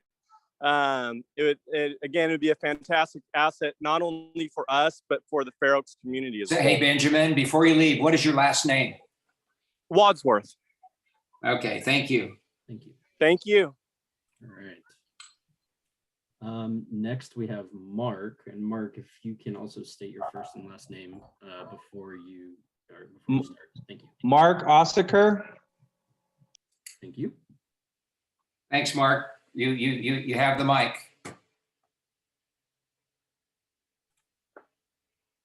Mark, did you have a comment that you wanted to make? I think he needs to unmute. Yeah. Can you hear me? Yep. Yes. Okay. I just wanted to address the staff report, and 2 of the goals are listed in there that reference or that need to happen before the bike park could be built. One of them is that the school district needs to agree upon the lease finalization. I don't believe it accurately captures the status of negotiations right now. As I understand it, it's pretty far along. And second, the budget is established for the improvements needed for the school, La Vista, to make it useful. This also assumes that the district will be 100% responsible for the project. The last project taught us to start early and often for grant approval. So I think we should be going with this sooner than later, because it would give us more time to look for grants and outside funding. And the bike park it's very popular. You see people there all the time, and I think this would, more is needed. And that's all. Thank you. Thank you. Thanks, Mark. Okay, and so next I have Orion. Orion, if I can have you please say your first and last name before you start. Thank you. My name is Orion McDermott. I'm Garrett's son, and I want the bike park because the bike park there is too small and it's always crowded every day, and I want a bigger bike park. So, sorry. So we can have more space and have more fun, have a bigger place, and my dad would have more fun too with us. Yes. Thank you. Thank you. Thanks. All right. And next we have Hans. Again, if you can please say your first and last name before you speak. So give him just a moment. Okay, Hans, whenever you're ready.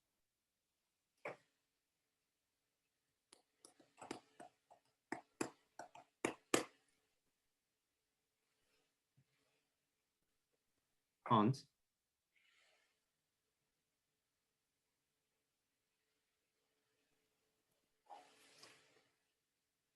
Okay, looks like we aren't getting anything from him.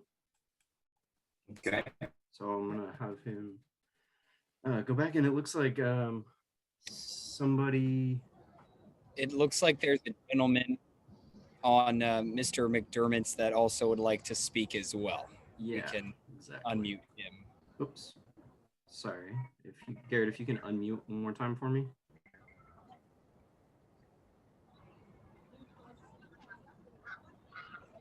Garrett, if you can unmute. I was going to be able to speak or not. So first, I have a sketch of what they've already submitted to you with what may be a little bit of a help in the parking situation that you know that we already struggle with. But anyhow, my name is Scott Johnson, and I'm a newly elected vice president of the Fair Oaks Orangeville Little League.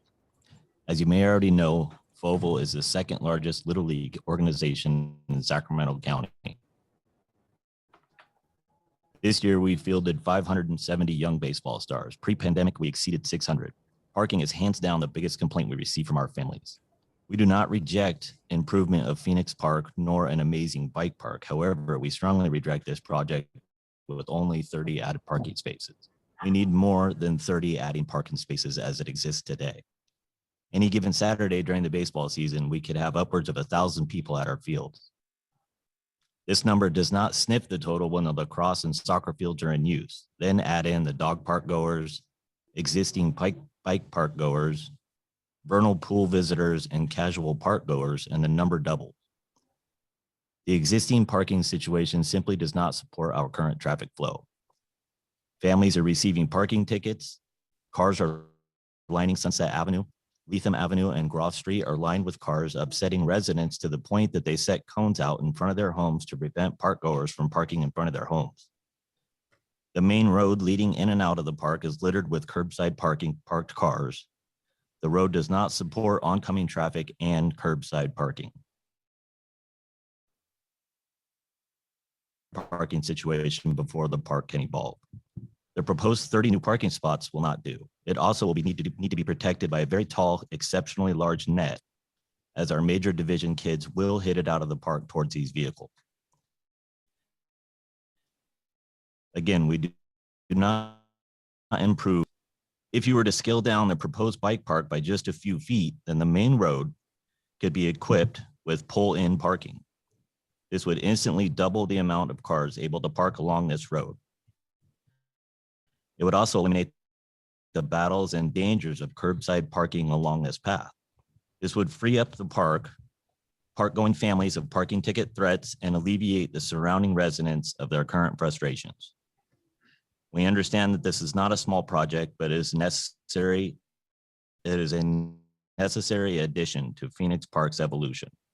Please consider this option. FOVLL is ready to start a petition on its behalf and will receive full cooperation from all sports organizations and families of young athletes choosing Phoenix Park as their child's sports headquarters. We thank you in advance for putting the parking nightmare in our rearview mirror. Here's calling Phoenix home. Phoenix. Thanks, Scott. Appreciate your comments. Are you guys able to see the picture at all?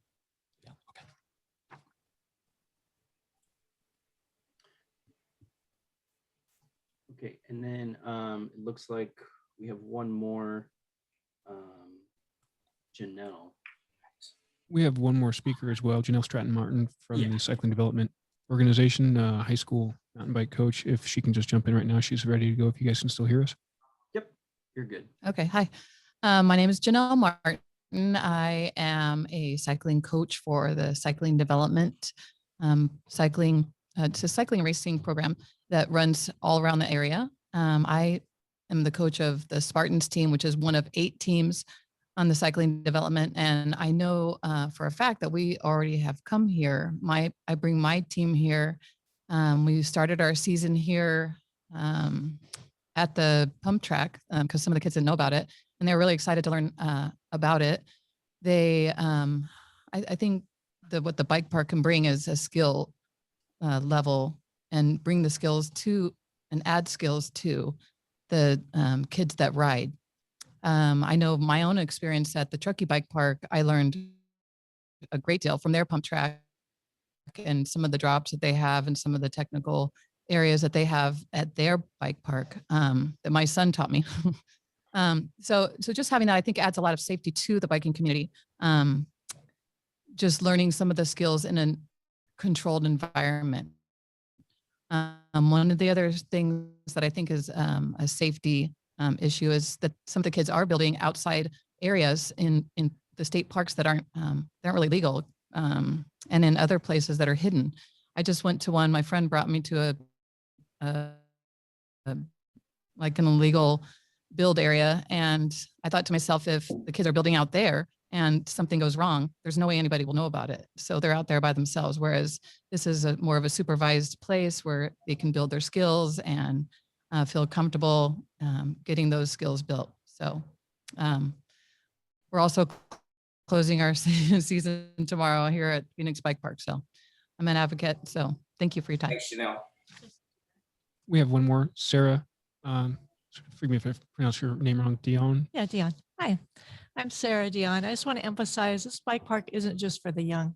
I'm 60 years old and I use that bike park. I use the pump track like twice a week, and it really has helped me a lot. And I thank you so much for putting in that bike park.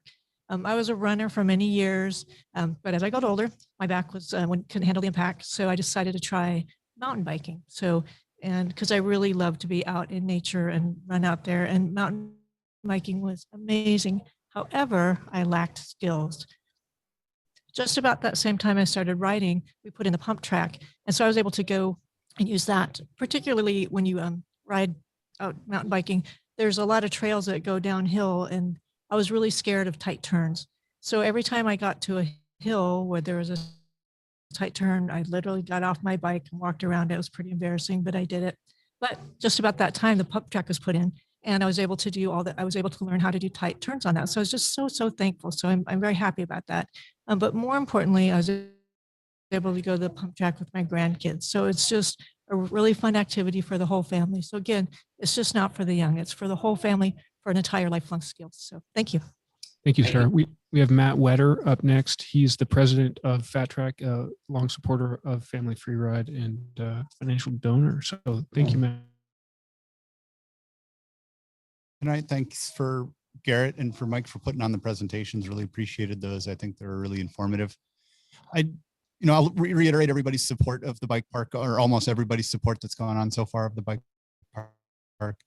I just think that it's something that we really need to look at in more through the lens of, these should be almost ubiquitous in this area where, in California, we've got year-round outdoor sports. We've got fantastic weather.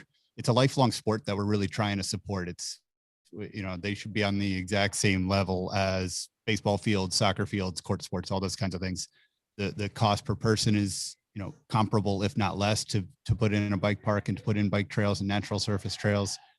It's just basically a no-brainer to support lifelong activities like this that, kids get into right from the get-go. They keep them out of college or out of trouble as youth. And then from there, it's something that, as the last speaker just talked about, still doing it several years after she was in elementary school. And I just think that's exactly the kind of lifestyle that we want to support in this area and, all around California. So thank you.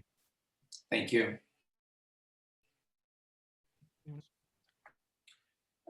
Ian, are we done with public comment, at least as you're aware? Yes, that's everybody that I have. Okay.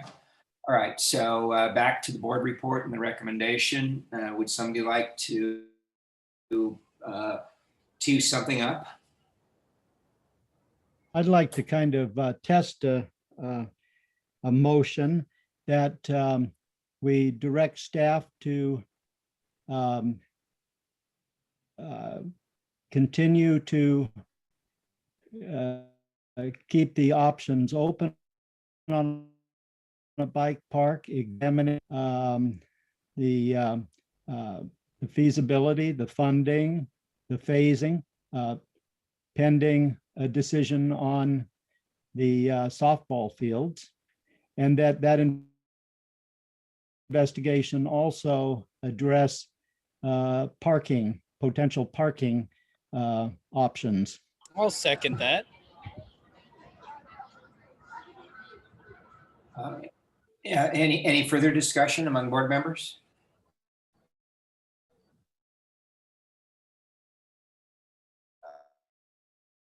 Call for the, all in favor? Aye. Aye. Just So I want to thank you. So Mike, you understand this, what we talked about before is to a report back and maybe. Yeah, I just wanted to something confirm like that the that. budgetary piece was on that motion as well. Yes, that's the Yeah. funding and. Okay, thank you. So physical feasibility and fiscal feasibility. Correct. Okay. I want to thank staff for working with Garrett, and Garrett for working with staff. I know this has not been a marriage made in heaven, but you know what? We're moving forward, and appreciate the effort of everybody. And hopefully, come 6-9 months from now, in addition to having totally refurbished park downtown, we'll have maybe some new amenities out at Phoenix Field. So moving on. Ready?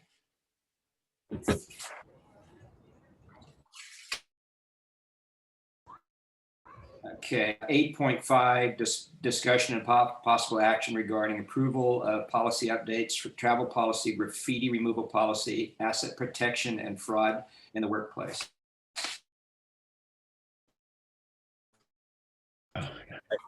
Point 4, discussion and possible action on approval of SMUD easement. Yes, board, I'm going to let Sean Ventura handle this. He's been working on it. So Sean. Give him just a moment.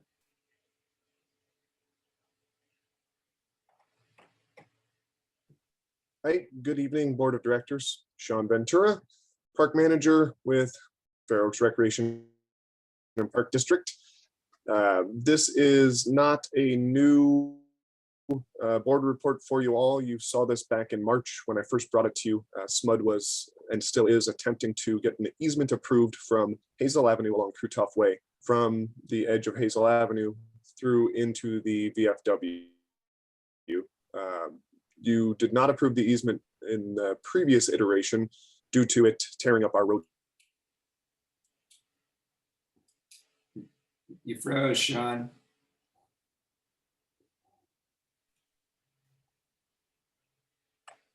Sean, we lost you.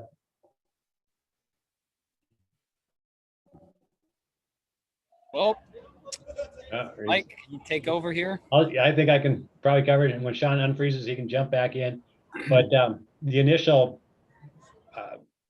item before you was that to tear up the road, and you said as a board, no, you don't want to do that and go back. And so we have gone back to SMUD, and they are looking to do some of the work on the shoulder off the hard surface of the road. So that is the recommendation. I haven't read fully the board report. Let me make sure I'm covering that correctly. John and I have briefed on it. So my only comment is SMUD is the Sacramento Municipal Utility District. So in the staff report, it says the Sacramento Metropolitan Utility District. So make sure the easement has the correct name for SMUD. I had one comment on this. Mike, we've looked in the past at potential parking south of Krutoff between the restroom by the dog park of the VFW property as a very good potential for an additional parking lot. So there's a mention of a pull box being installed near the restroom there. I just want to make sure that we look carefully, make sure that Potential doesn't parking, become an okay. obstruction Yeah, for I know, that possibility. I know we have that rough Yeah. concept idea for parking that Verde had put together. And it does include that area, so we will make sure we address that and make sure that box does not, take away 5 parking spots, for an example. Yeah. Any questions of Mike? Would like to make a motion? I move to approve the SMUD easement per the conditions that our district manager, administrator, and Sean have I'll suggested. All in favor? Aye. 8.5, discussion and possible action regarding approval of policy updates, travel policy, graffiti removal policy, asset protection and fraud in the workplace policy. So I will Jennifer, yeah. take Who's this up? one. Hello, good evening, everyone. My name is Jennifer Larkin. I'm the Administrative Services Manager for the district. And Chair O'Farrell asked to share the screen for this one, so I'm going to pull it up. So we are tonight asking the board to approve the 3 attached policies, the travel policy, the graffiti removal policy, and the asset protection and fraud in the workplace policy. Just a little background, the travel policy is not new. It is a revision of what we are currently using, which is the Sacramento County travel policy. We revised it to be more specific to the district. Katie Koss, our recreation superintendent, wrote that policy. We did review it with the committee, the policy review committee, on Monday, May 10th, and it was recommended by the committee that it should come to the board for approval. The second policy, the graffiti removal policy, is a new policy. We don't currently have one. This will allow us to have some procedures in place for removing graffiti and some timelines. This was written by our Parks and Facilities Manager, Sean Ventura. It was again reviewed with the committee and also recommended to come to the full board for approval. And then finally, the asset protection and fraud in the workplace policy. This is also new. We do not currently have one. This was something that our auditor recommended in her report to us this year. And so I put this together. We reviewed it with the committee. They had a couple of changes which have been incorporated into the draft that you have with your report here, just mostly on reporting structures and reporting fraud and that kind of thing. And it was subsequently reviewed by the auditor, who said it was great and she approved of it. And now we are bringing these to you for your review and any questions, and then hopefully your approval. So policy review committee found the policies that are recommended for approval tonight to be kind of non-controversial and worthy of adopting. We had a couple others that we had requested a little more work on, and those are deferred. So we're certainly recommending approval of these. So do we need a motion? I have just one question, and I went through the policy to make sure that board members were also covered. And there's a lot of detail in there for staff in terms of, what you can and what you can't do. And the reference to board members is go to Government Code section 53232 and comply. Do we need more specificity? Something more specific? We as a board typically don't travel at all. I don't know that this is even an issue, but I'm assuming that if any board member wants to go to, the annual, statewide park convention, then they would probably inquire of Jennifer and Mike, how do I need to report? What do I need to report? And what is eligible and what is not, and what are the limitations? Yeah, so this policy, anything that refers to employees in the policy also is the same for the board. So the board would follow the same process that the employees would follow. So does it say that in preamble to the travel policy? It says that under travel policy, just under the general statement in letter C, where you just referenced the government code, the next sentence says, wherever this policy refers to employees, such reference shall also be used to include the board of directors. Fine. Thank you. I will make a motion to approve the updates to the travel policy, the graffiti removal policy, and the asset protection and fraud in the workplace policy as provided in I'll second. document 8.5. All in favor? Aye. Item 8.6, discussion and possible action regarding the approval of budget for pickleball courts, construction and skate park relocation at Fair Yes, Oaks. thank you. I'm going to let Nick Davison, the Recreation Supervisor, bring this one forward. Nick?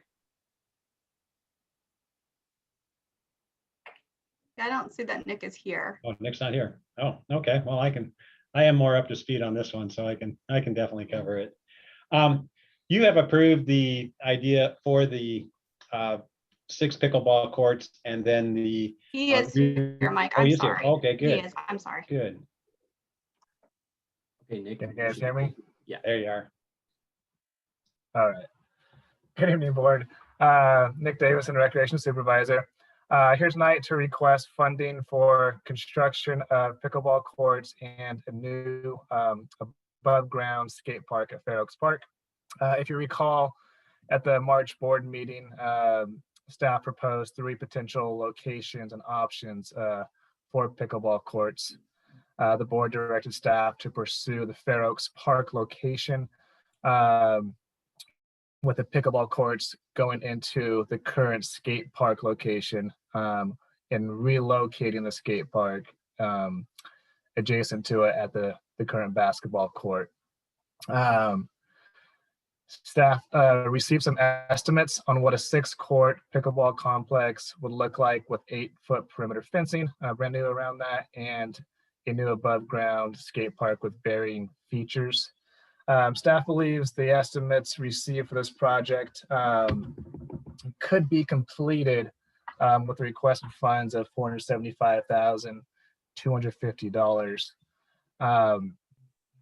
In your report, you'll see a breakdown of those costs. Pickleball is $165,000, skate park $150,000, demolition of $30,000, and then 15% contingency cost and 25% soft cost design permits and survey, which brings us to that grand total. And then you guys had also requested what potential revenue streams there may be for pickleball. So I just want to provide you with what options are potentially available or are available, or common ways people do generate revenue off pickleball courts. The main Anyway, streams are going to be. Jennifer or Nick, can you bring up this screen on the the different revenue options? Yeah. So Nick, I'm unfortunately not able to have you come to be a panelist, so you can share your screen. I'll put mine up. Okay.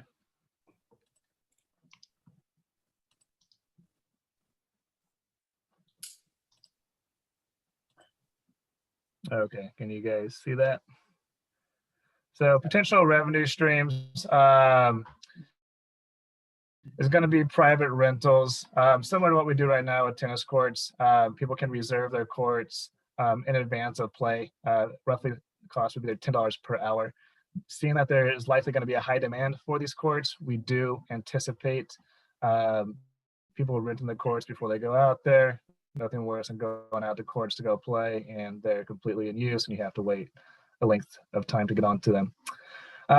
Then tournament rentals would be another big one. A lot of tournaments are played in the surrounding areas, so love to dip into that as well and bring some tournaments here to Fair Oaks. Also, district ran tournaments are an option too, where we collect 100% of that revenue rather than looking for a tournament director. Stop right there. Yeah. So is that district sponsored tournaments, district operated tournaments. That'd be district operated tournaments. Yeah. Can we Where change, we'd run them in-house. can we change the language on that one? Yes. Operated tournaments? Yep. Thanks. So that's all I had. Absolutely. And then we could also do classes, so intermediate beginner clinics, where we would typically receive 40% of that revenue, common split that we do with our independent contractors. Then there's also socials, kind of a tournament style round robin, but more of a friendly match rather than more so being competitive as those other tournaments would be. And then leagues as well, leagues being about 6 to 8 weeks long, with the prize at the end similar to what we do with maybe like adult softball. Cool. So a lot of different avenues for revenue.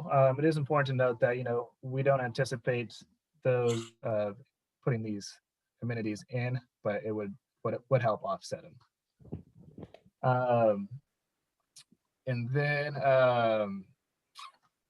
let's see, last would be sponsorships. Sorry, I missed that one. Sponsorships would be another potential revenue too, for those courts. And also sponsorships could also be available for the skate park. The skate park doesn't have, or isn't historically amenity for the public to utilize. Last thing I have here, a resident had contacted me and would like me to share her comments in regards to pickleball. I'm not sure if she was aware of the previous board report that we did in March, but she was very interested in pickleball being brought to Fair Oaks, and she was highly in favor of converting Miller Park tennis courts into pickleball courts. It's not the direction that we had chose at the March meeting, but she does feel that's a great location for it. It helps that park cater to a wider range of ages, being that pickleball is often played people above, she says, 50. And then she also is very excited that the district is going to look into some dedicated pickleball courts, but she still feels strongly that Miller Park should have pickleball courts in addition to tennis courts. So just wanted to pass along those resident comments. And then finally, just kind of conclude with the recommendation that we're looking for tonight is to approve an estimated budget of $475,250 to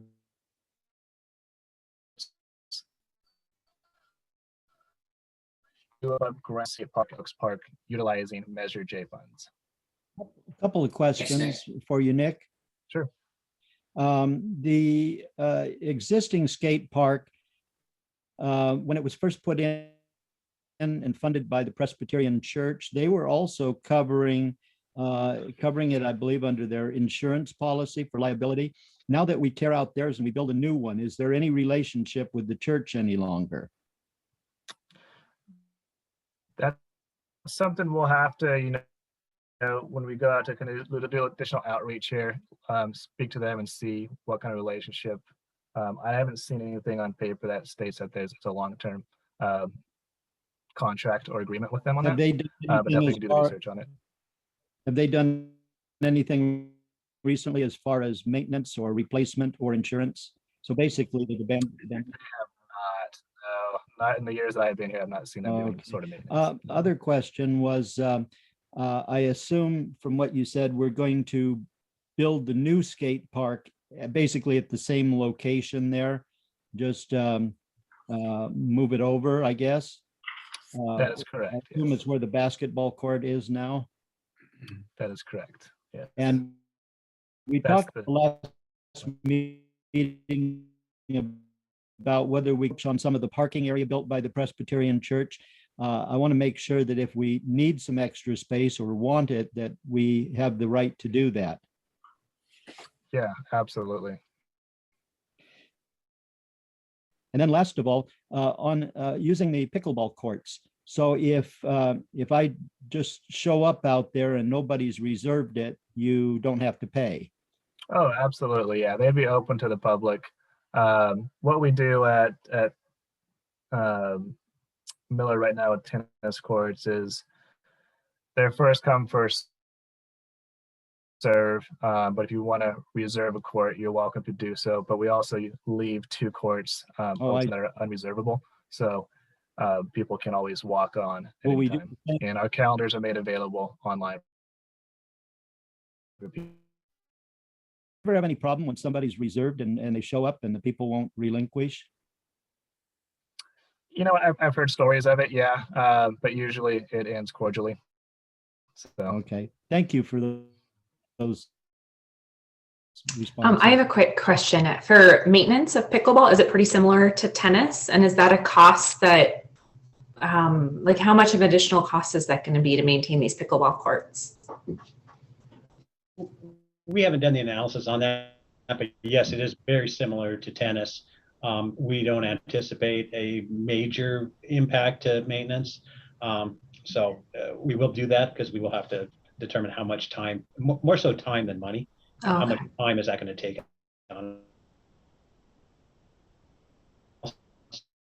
That is important. That's what's important right there. Hey, Mike. So if this budget gets passed and approved, what's the timeline on the build out? And I believe, were we trying to do these concurrently?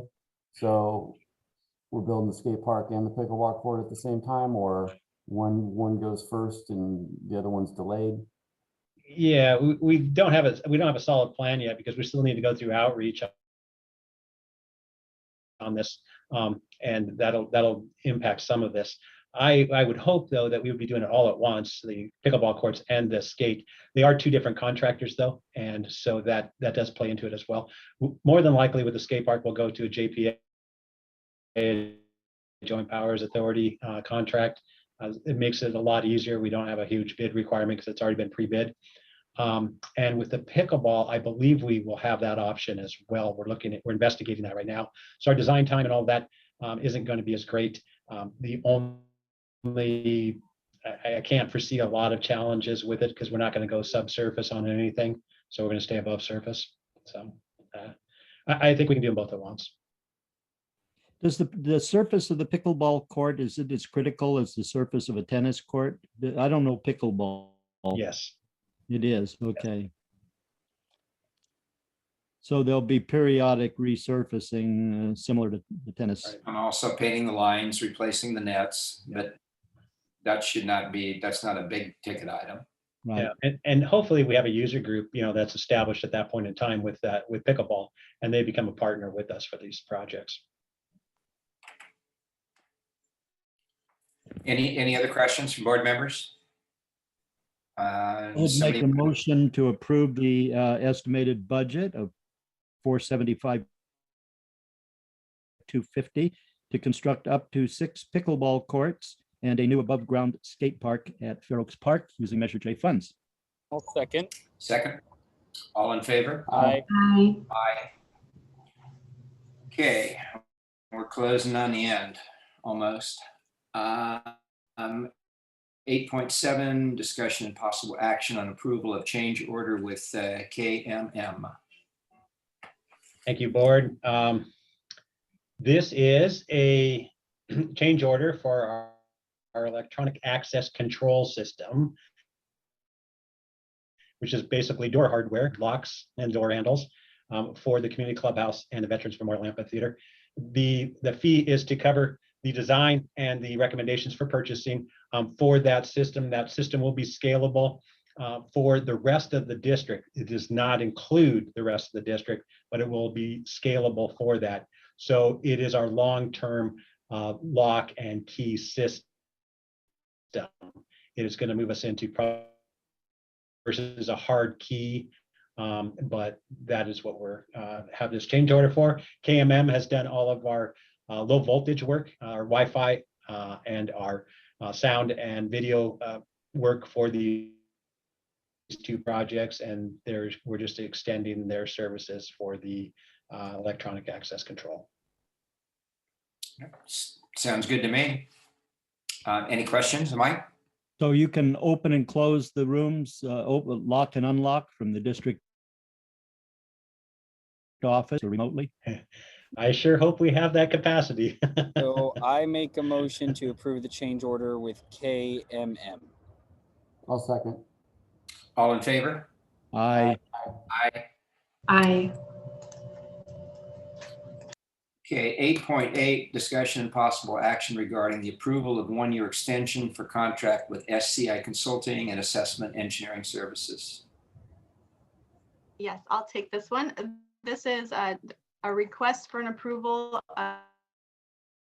We currently are contracting with SCI to do our assessment engineering work that we do for our assessment districts. They prepare our engineer reports and the levies and all that fun stuff. And we are currently at the end of our 3-year contract. However, we're kind of halfway through the year of their work. So we do need to extend the contract so we can continue to pay them. And then we will be going out for bid. And they're doing a good job so far? They're doing a great job. We love working with them. We've been with SCI for how many years now? At least 10, it might be more. Yeah, at least 10. Any questions of Jennifer? No? A motion, please? I'll make a motion to approve a one-year extension of the current service contract with SCI Consulting for professional consulting, engineer work, and levy administration services related to the district's 3 special assessment districts, and authorize the district administrator to execute the contract. All in favor? Aye. Aye. Aye. Okay, cool. So when we get rolling, we really roll. Oh, yeah, because some of us are getting hungry. So item number 9, we need to adjourn out of our board of directors meeting. So we need a motion. I'll make a motion to adjourn. We need to, somebody needs to make a motion.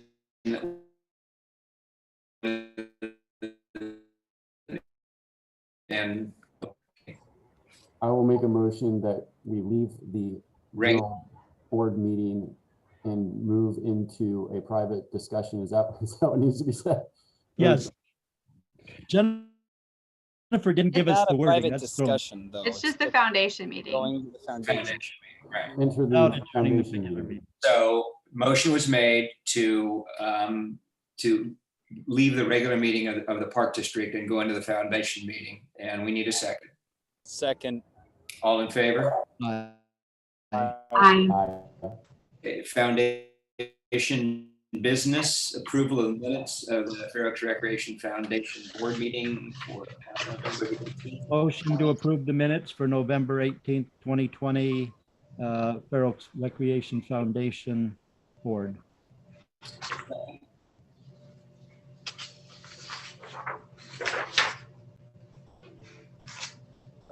Okay, that was a second. All in favor? Aye. Aye. Another item is approval of transfer of funds from the Fair Oaks Youth Advisory Board FOIA account to the Fair Oaks Recreation and Park District General Fund. Approval of resolution number 051-921-01 to recognize revenue from the 2020-2021 Fair Oaks Youth Advisory Board programs and to reflect transfer of funds from the Fair Oaks Youth Advisory Board FOIA Foundation account to the Fair Oaks Recreation and Park District General Fund account to offset expenditures initially incurred by the district grade. Motion to approve and motion. Second, somebody? Second. Okay, all in favor? Aye. Aye. Okay.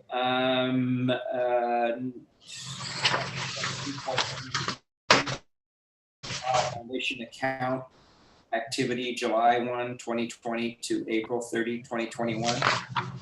This is just a receive and file. This is a new thing that I'm we'll be sorry. doing just for the foundation accounting, Okay. just to give you an overview. All right, 9.2.122 Fair Oaks Recreation Foundation board This members. is pretty standard how we divvy up the offices on a rotational basis. Mhm. Board I'll make a chairperson Donald motion. Farrell. I'll make motion to elect the Fair Oaks Recreation Foundation Board of Directors for fiscal year 2021, 2022, as shown second. in attachment A. All in favor? Aye. Aye. Okay, all right.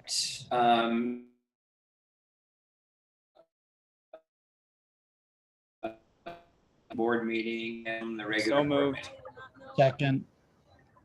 All in favor? Aye. Okay, 10.1, items from Board of Directors. I have none. None. I don't have any. Aaron? I have one item that I had discussed with Mike, which pertained to the parking issues at Phoenix Park. And I don't know what our relationship is with the VFW on use of their parking.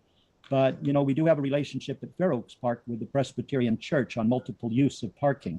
And so I just wanted to say this to the whole board. I think we should investigate an arrangement, a formal arrangement, if we don't have, with the VFW, even to the point to see if we can't rent or lease or do something so that we can have multiple use of that parking space. So I guess a question to Mike, do we have any relationship with the VFW now for use of their space? No, not for use of their space. I have been trying to, I've had a couple of dialogues in them about down the road. Yeah. If they ever decide to sell. They have no intention of selling, and they've told me so, but I would still love us to have a right of first refusal if they do change it. So that's the best I've got right now. I've never talked to them about any parking or any other options like that. Yeah. Well, I thought it was an opportunity. Maybe we could work with them on some mutually beneficial use. And I just wanted to share that with the rest of the board, so you'd be aware. That's all. Yeah, that was actually my only comment. That is, you know, going back to that parking issue. I was looking at the Fulton El Camino report, and there's 28 parking citations last month at Phoenix. I don't know. I've never seen that many on any of these, but maybe that's somewhat standard during Little League. We haven't had such aggressive enforcement since JWA. Was that it, John? Years ago when the county contracted with them, and they were very, very aggressive in their ticketing. Well, yeah, all the other parks seem to be somewhat normal, but there's 28 parking citations at Phoenix. A crackdown. Yeah, the bust sting. Well, I mean, that's good and bad. It does indicate that there's a problem there, I guess. Oh, yeah, exactly. Well, it's the most used, right? And so I'm not sure what the solution is. Solution is probably more parking. Anyway, anything else from board members? No? Yeah, let me just run by everybody. I don't believe Sean has anything. Katie, do you, are you still on? Do you want to talk about what we did today? I am here. Can you hear me? We can. We did at 4:59 today with an hour to spare, did submit our official application and letters of support for funding from Senator Padilla's office. Yay. So, yay. It was a great teamwork effort with Sean, Mike, and myself, and we got it done in 3 business days. And a lot of great help from WMB and CALA to get their numbers in for us to do that. So I just appreciate the opportunity to be able to work on projects like this, and I know Sean did as well. Go ahead and let them know how much we put that app in for. Well, at the end of the day, the funding is just a little over 4 million that we're requesting from the funding opportunity. We outlined the full cost of the project. The full cost of the ADA renovations would be a little over 6 million. when you do the math for all of our match, it would be, unless I'm wrong, Mike, a little over 4 million that we'd be getting from them as a part of their portion. So, Fingers crossed. yeah, we'll Fingers cross our crossed. fingers. Yep. Is it Yeah. set up so that they can approve all or part of that? Is that the way it operates, or it's either all or rejected? Director Carhart, great question. They, I'm assuming it will work similar, and there was a statement after submission to the grant we did with Ami Bera's office as well. Once we were in and submitted, their staff then contacts us with additional questions of clarification, and then we sort through the details of it. And with Ami Bera, they ended up picking the ramp for the clubhouse as their focus, and that's how we got that dollar amount at the end of the day once all is said and done. So we are assuming it will be very similar to that once they sort through all these applications, which took about 7 to 10 business days, and then we started hearing from them pretty quickly. So somewhere in the next week to 2 weeks, we'll be ready to answer questions and be available for that process. But yeah, we received support from multiple or local and regional state officials, Supervisor Rich Desmond, Assemblyman Kevin Kiley, Supervisor Sue Frost. We did list the Park District Board of Directors by name and title, each of you separately due to your approval of resolution, and then all of the community partner organizations that are in support of the project as well. And you're speaking now of the Padilla resolution. Mhm. Yeah. Yeah, and that was pretty monumental to get that support in writing Really, in 3 really good business work. days. So a question on the Barra great. one, yeah, if I recall, it's 1.9 million. Is that what we started out requesting? Or was that? The Barra one got requesting, I think around 2 something, but we ended up whittling down to a little 500 and some change, which is the 560, I want to say. The whole cost of the ADA ramp in the front of the clubhouse. That includes all the furnishings on the ramp, the crosswalk painting and grading that will take you directly to the ADA parking spot, the railings, the steps up incorporated into those fees. And again, WMBA gave us that. And so that grant is going for about a $500,000. A little over right? $500,000. We are on the list, which we could definitely send you the link for if you want to look at it, Director Carhart, No, but just they do curious. list us. I was trying to among- hook It's interesting to on- see the other projects that are of the 10 that they were able to consider and Yeah, support. I've seen that already. Yeah, it is interesting. Fair Oaks did pretty good. Okay. Thank you. I don't believe Sean has anything. Jennifer, did you have anything? And then I just had a couple of quick things. One, I kind of mentioned off before we started that we will be meeting in June in person.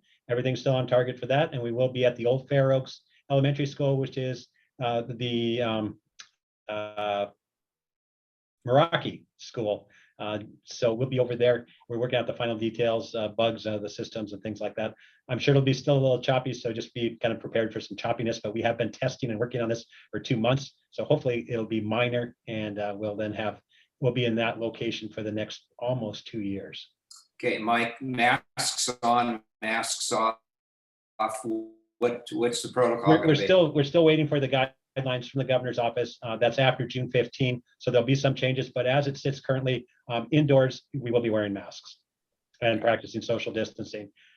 We'll have to wait and see what CDC and the governor comes up with, though. I believe the CDC aren't they saying if you are vaccinated and you're indoors, you are allowed to not have your mask on? That's what they're saying. So Yeah, we'll see what the governor goes next with then. So and Sac County can do some different things as well. So Vaccination. I don't know. Certs I do not at the know. door. Probably not. Yeah. Can we? Well, anyway, look forward to it, in some ways, but even though this has been an inconvenience to the public, it's been kind of nice to, to be able to do it this way for the last, how long has it been, Belinda? When was our first Zoom meeting? Too long. We we just, there was I thought I saw somebody jumped into your frame there for a moment. Was that your dog? Someone, yes, I have a pandemic puppy and she wants to go for a WALK.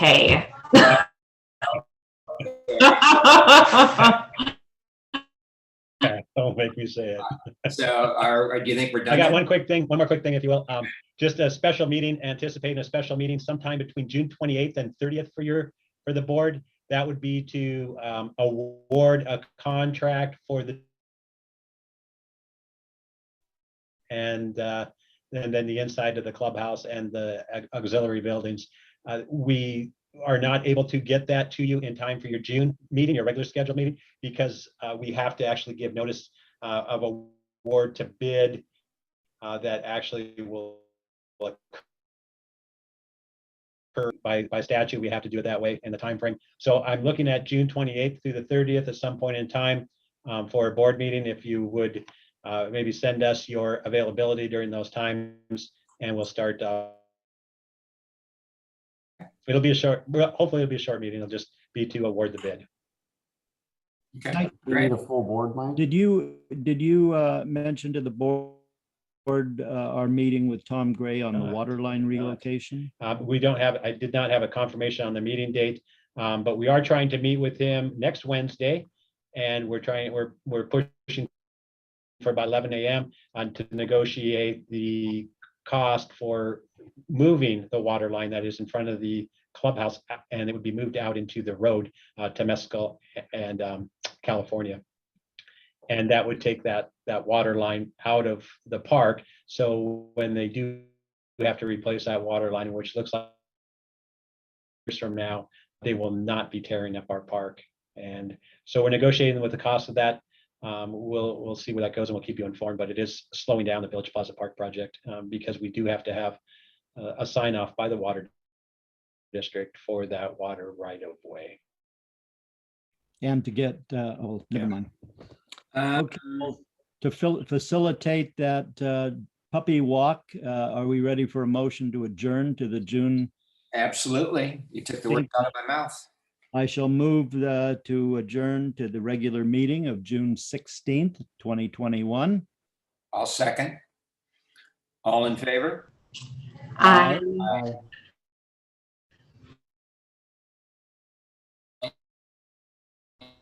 Thanks, Guys, in Jennifer. person next time. Thanks. For real next time. Yeah.